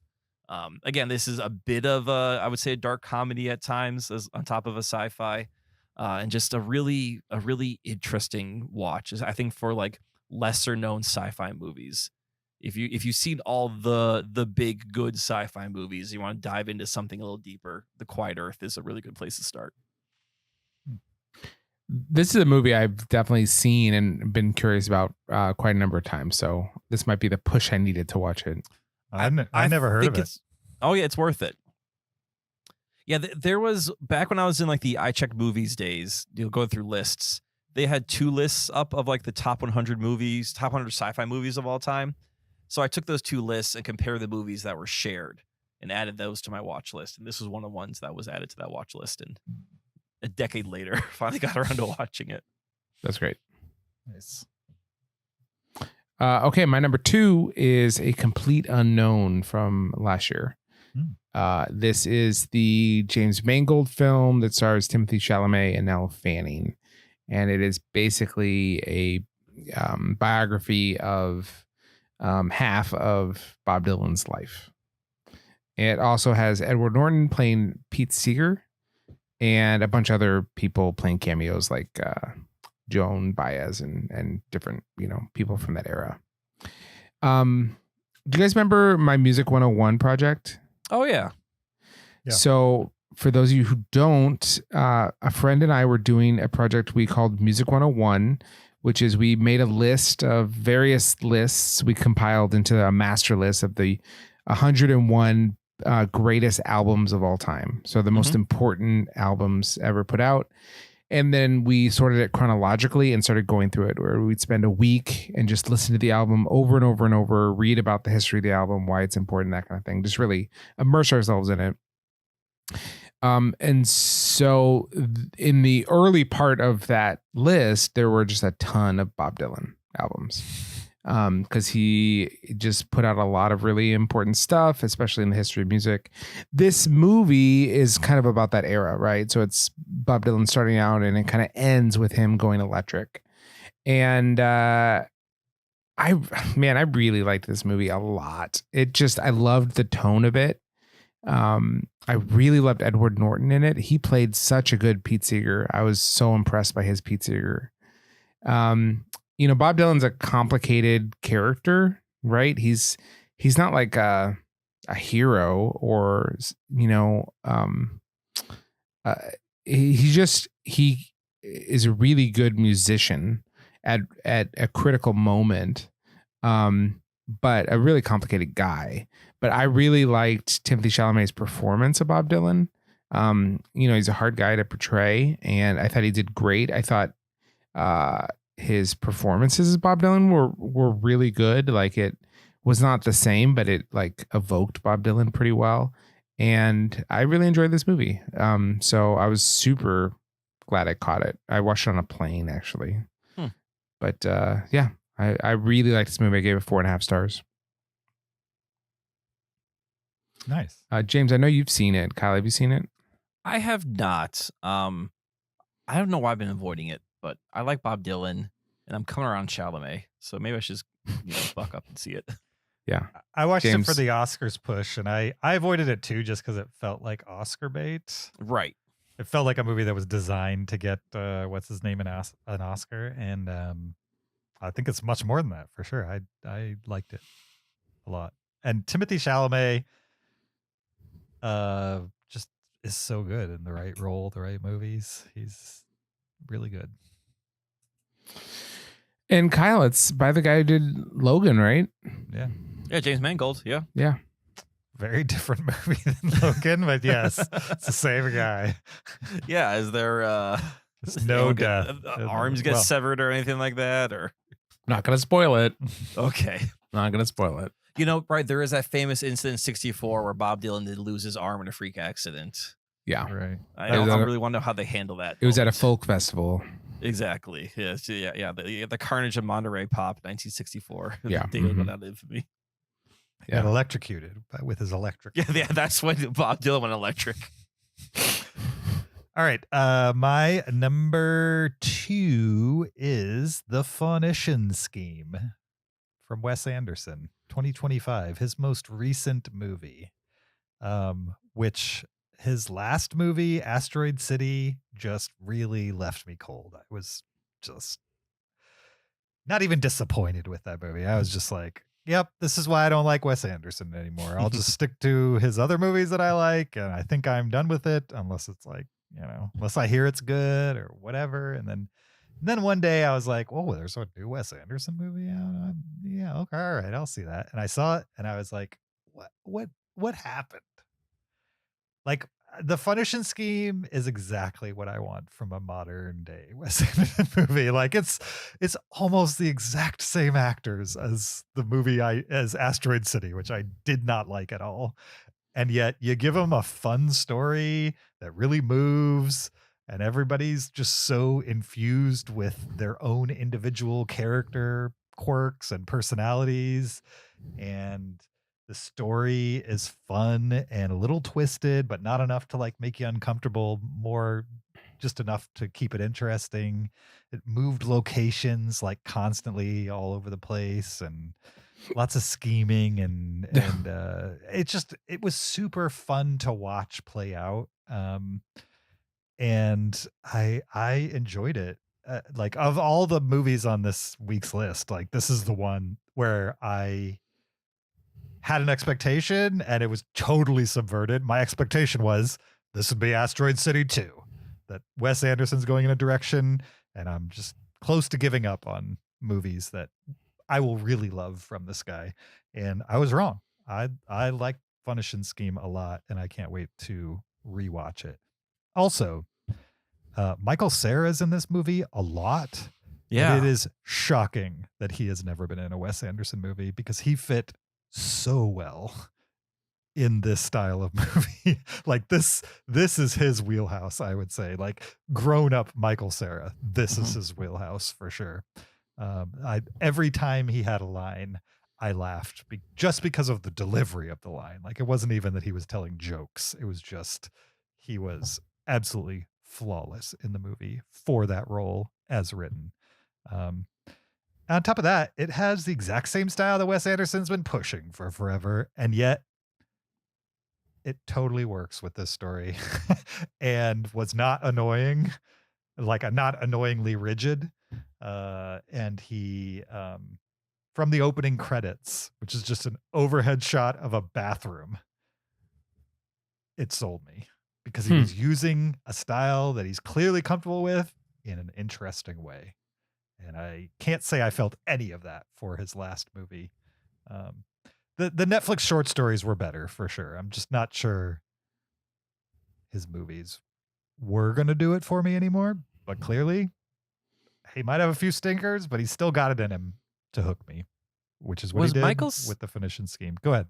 Was Michael Cera in any of those shorts that he did last year? I don't think so. I felt like he was, but maybe He may maybe have it's just been. because he feels like he should be, like you said, he should be in the troupe for Wes Anderson. For sure. All right, well, I've heard no one talk about that movie, so I'm glad to hear that you liked it because I didn't know if I was going to spend my time on it or not. It's a caper. It's a black comedy caper. And so it just has in its DNA from a story perspective, it's going to move from place to place much faster. And anyway, check it out. Well, my number one is also a black comedy satire. This is from 1999, and this is called But I'm a Cheerleader. This movie's directed by Jamie Babbitt and stars Natasha Lyonne. She plays a cheerleader in a small town. We're not quite sure where. It doesn't really matter. So a small town America. And, she's on the cheerleading team. She has a boyfriend, all those things. But her parents are pretty sure that she is actually queer. So they ship her off to conversion therapy into a house run by Kathy Moriarty, where she's going to fix her as well as these other youths of their their dereliction in their sexual preference. And this movie all sounds very heavy, but this movie treats it all in the sense of satire, where it's taking a very serious topic of conversion therapy, which is bad, and sort of poking fun at the idea of like trying to teach people to be a certain way and trying to teach gender roles and men must act this way and girls must act another way.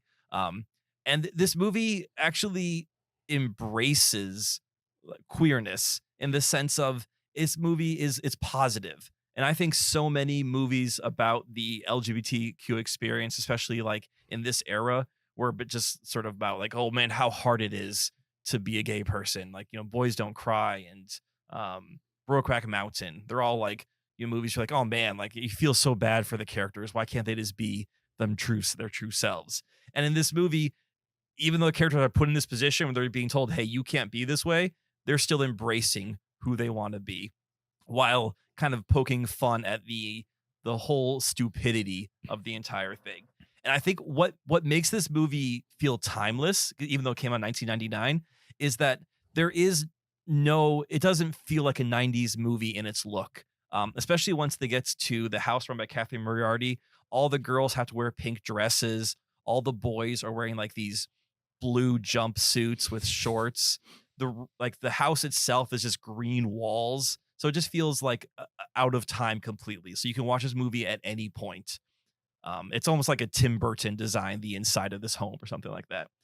RuPaul out of drag makeup, just playing RuPaul, is like the male counselor at this house.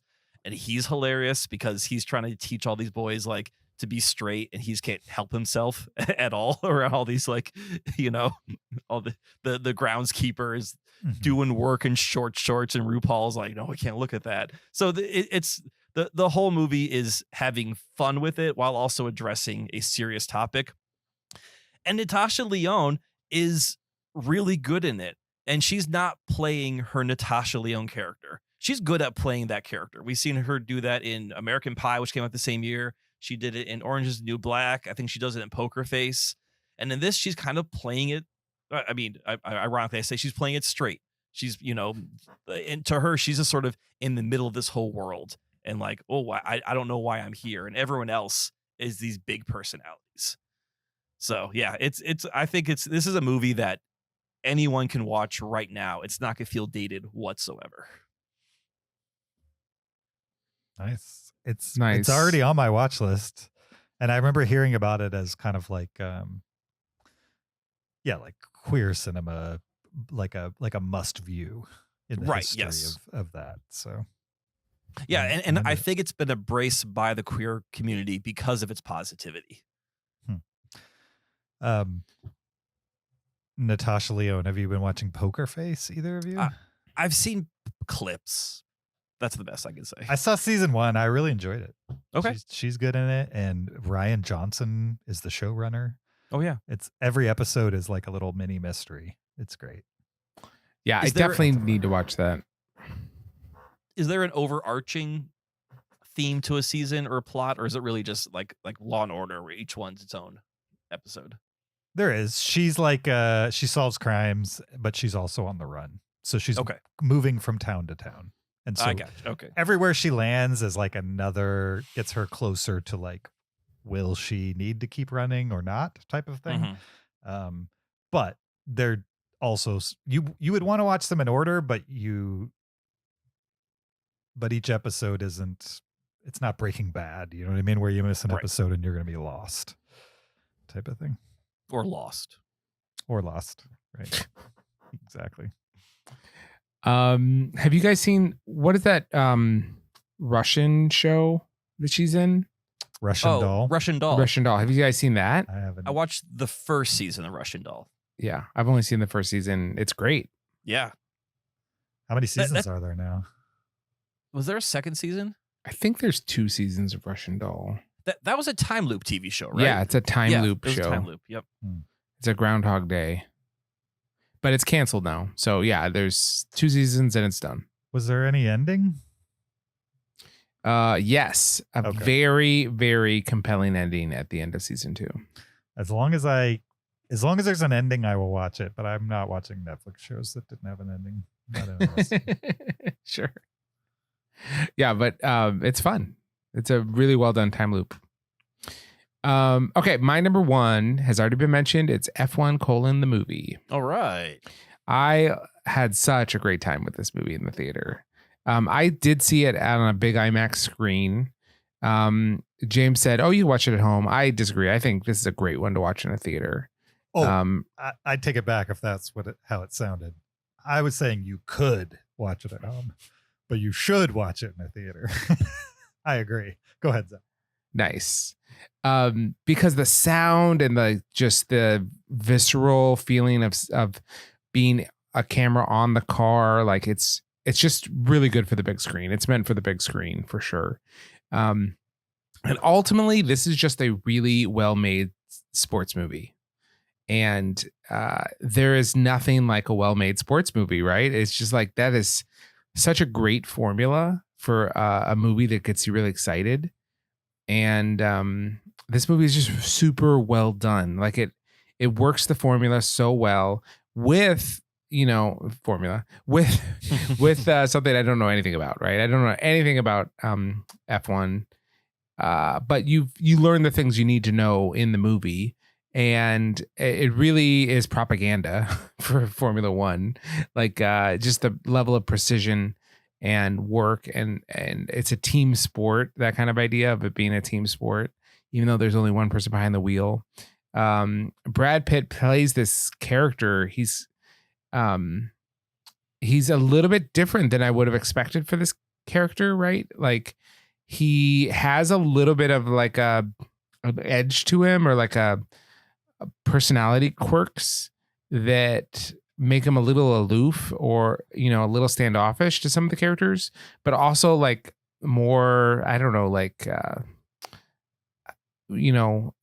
more like a classic movie hero, that you might see in like the 60s than what you typically see today. And it totally works. And anyway, I really enjoyed this movie. I thought it was a lot of fun, super easy to watch, super easy to follow, pretty formulaic, but like in a good way, like in a, a fun, entertaining, I want to go see a movie and be entertained kind of way. And yeah, I think it's great. I think everyone would have a good time with F1. It made me kind of want to watch that Netflix documentary series about F1 Sure. racing. I've Okay. heard that even if you don't care about racing at all, like that series is like super compelling.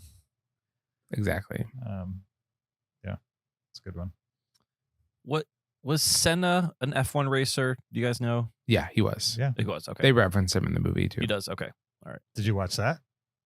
No, but I remember that documentary coming out. I'm intrigued by that documentary. The documentary is better than the movie, but they're both if you're into it, worth it.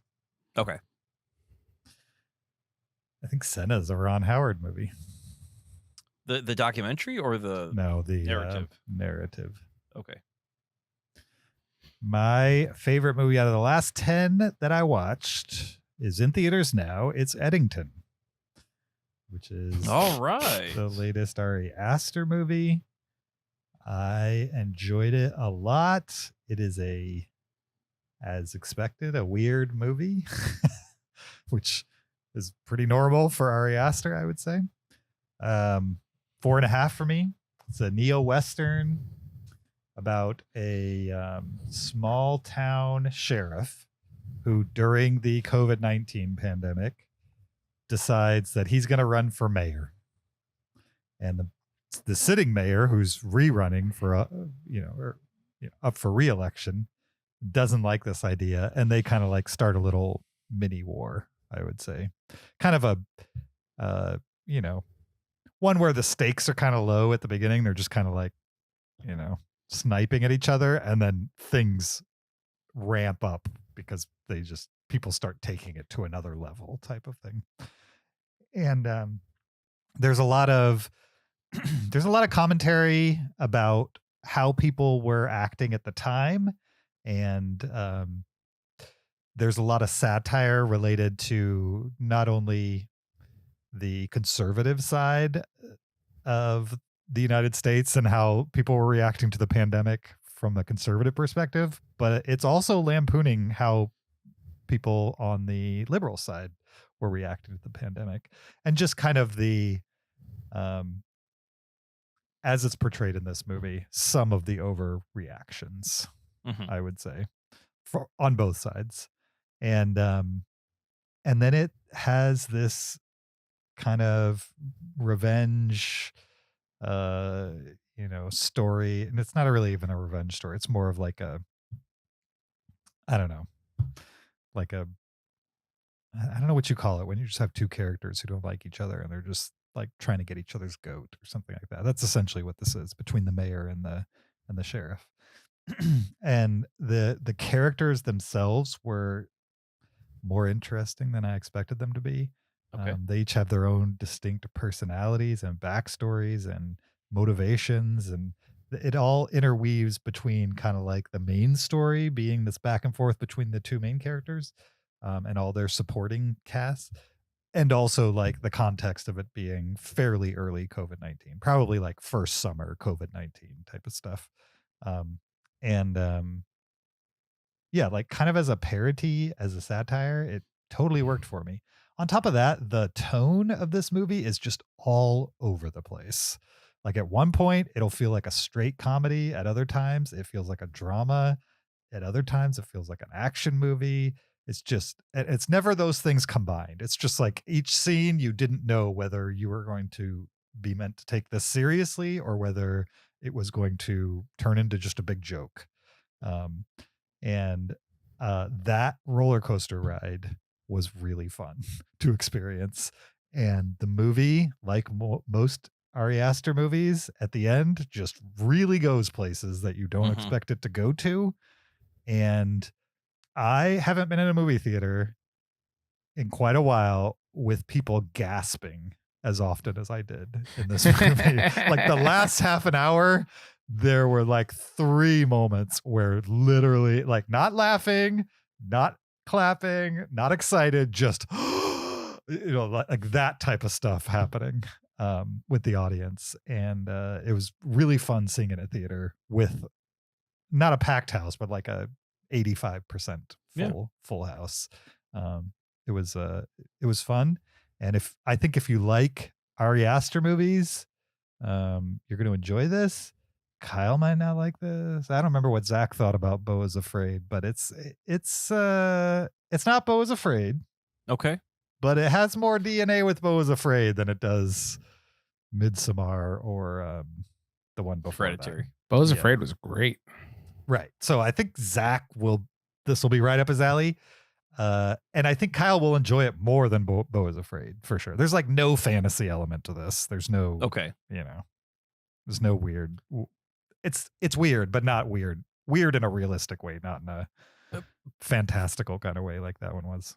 Beau is Afraid was so heightened that I found it obnoxious. This is heightened, but not to that level. Okay. For sure.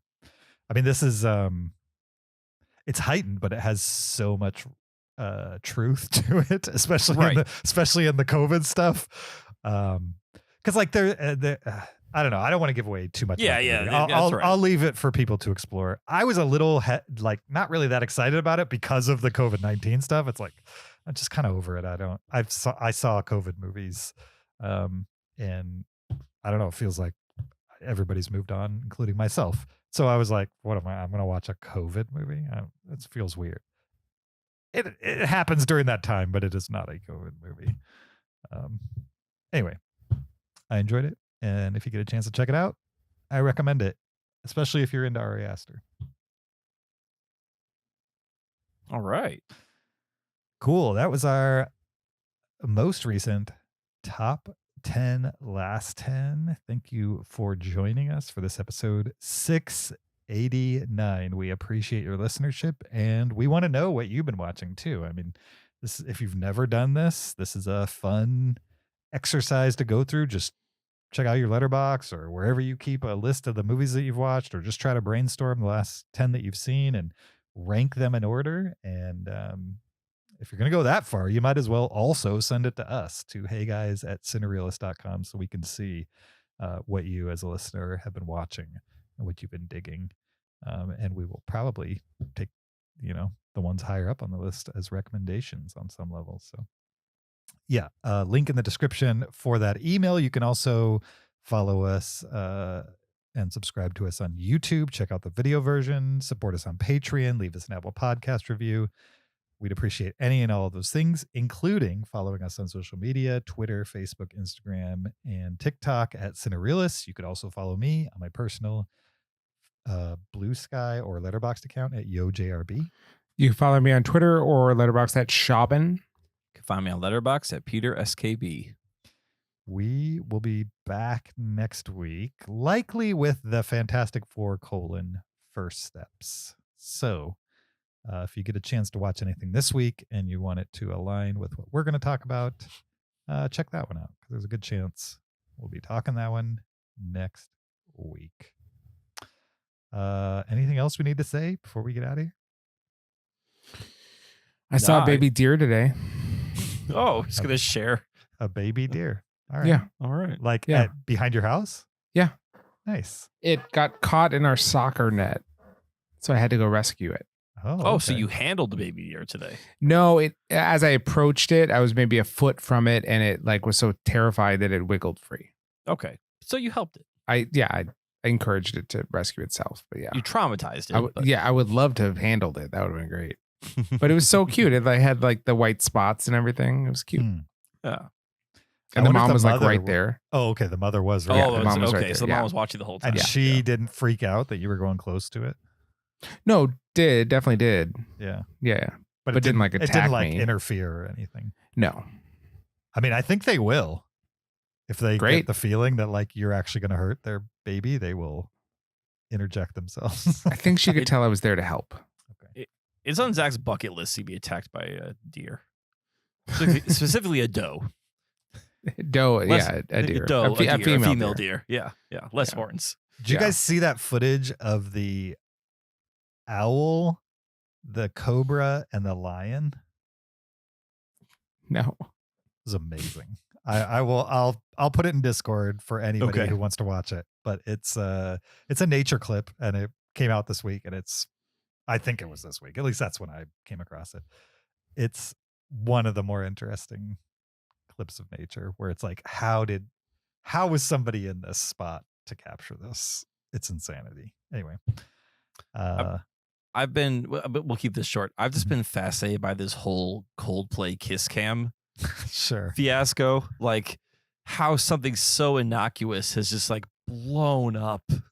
And Sure. like how, again, I'm not condoning adultery, but how if they had played it cool, this would have been a nothing burger. Not only that, but it could have been like two random people cheating that like don't have high profile jobs. And Right, instead yes. it's the CEO of a major tech company and his head of HR. His of HR, the person who is supposed to police these things about, intercompany relationships. And Yeah. And now like stadiums are like doing kiss cams and like everyone's pretending to be them. oh yeah. And Yeah. Coldplay at their next concert was like, okay, now we're about to shoot video of people. So if anyone wants to, Duck just down know we're ahead of about to. time. Yeah, exactly. Do you know where their next concert was when they did that? No. Here in Madison. Oh, was it really? Yeah. Oh, that's funny. Their next concert was in Madison. And So- you That's weren't funny. there? I thought you were a big fan. No. I mean, that's the other joke is when like the wife found out that her husband like is a Coldplay fan. Now she's gonna leave him. You don't like Coldplay? I like Coldplay. Coldplay's fine. It's That's how they're- I feel about them too. they're not. Yeah, they're fine. I mean, I enjoy them in college. 20-year-old me likes them. I've moved on from that. Like clock scientists. yeah, the scientists. Those are good. bangers. Yeah, Yellow. Like those are good songs. I've just for sure. though I enjoy those in an era, and I don't need to revisit them. I've moved on from Oh, Coldplay. you They don't made even 4 revisit. singles recently that are very I'm sure they're still making. I mean, they're on tour. They're still making music. Yeah, I don't that even was- check that in was a with joke. what Coldplay's That up was a to. joke. Oh, I get it. 4 singles. Yeah. Ha ha ha ha. That's. I need a clue on that one. Have you seen the meme about how like culture demands a CEO every summer? No. And it's got like a picture of him and a picture of that's Luigi wrong. and a picture of that submarine that imploded. Yeah, right. Is that what's happened the last 3 summers? Yeah, in a and row? then a picture of I think a killer whale. Oh, that's right, because the killer whale sunk a yacht a couple Yeah. summers ago. Speaking of the submarine, has anybody watched any of those documentaries? Because there's like 4 of them out right now, and I don't know which one to watch. I don't understand why you need a documentary. Like it seems pretty cut and dry what happens, unless you want like more background on what Stockard Channing, whatever the guy's name was. I just want more background while I work. And Yeah, that I mean, seems I'm like sure- the perfect thing to watch. Then watch all 4 of them. Then just binge them. Just one of them, whichever the best is. That's what I want to watch. I want your next top 10, last 10 just to be Ocean Gate, whatever, Titanic, whatever that thing was called. Sure. Yeah, documentaries. It'd be like, all right, number 10, and then you just run through the all of them. I don't know. I got a lot of Love Is Blind to get through before I can get to that. So Last thing. Yes. I started watching The Studio, and I'm very excited to continue that show because It's great, right? that first episode was great. Nice. So I enjoyed it so much. I watched it again with Megan to see if she'd like it, and she's hooked now too. So It only gets. I mean, I don't remember the first episode, but there's a lot of good stuff in there. Yeah. I mean, first episode is Kool-Aid the movie and Martin Scorsese, and it's Oh, sure. I'm like, well, this is if every episode is this high, it's Yeah. gonna be a great I series. think I there mean, are the- better episodes too. Yeah. So The standout to me is the Oneer episode, but Right. all of them have good things about them. For Okay. Sure. I'm looking forward to watching the series finally. Nice. All right. That's it. Thanks, guys. We'll see you next time. Until then, keep it cinereal.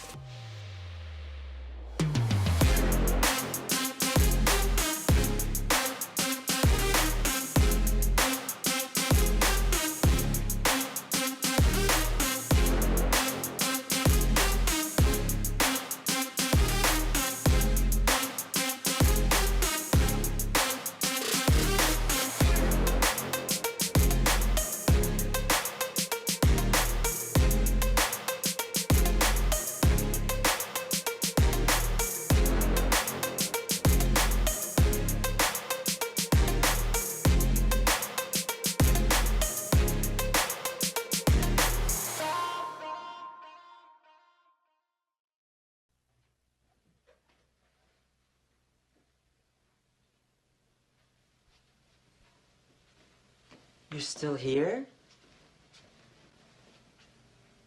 It's over. Go home. Go.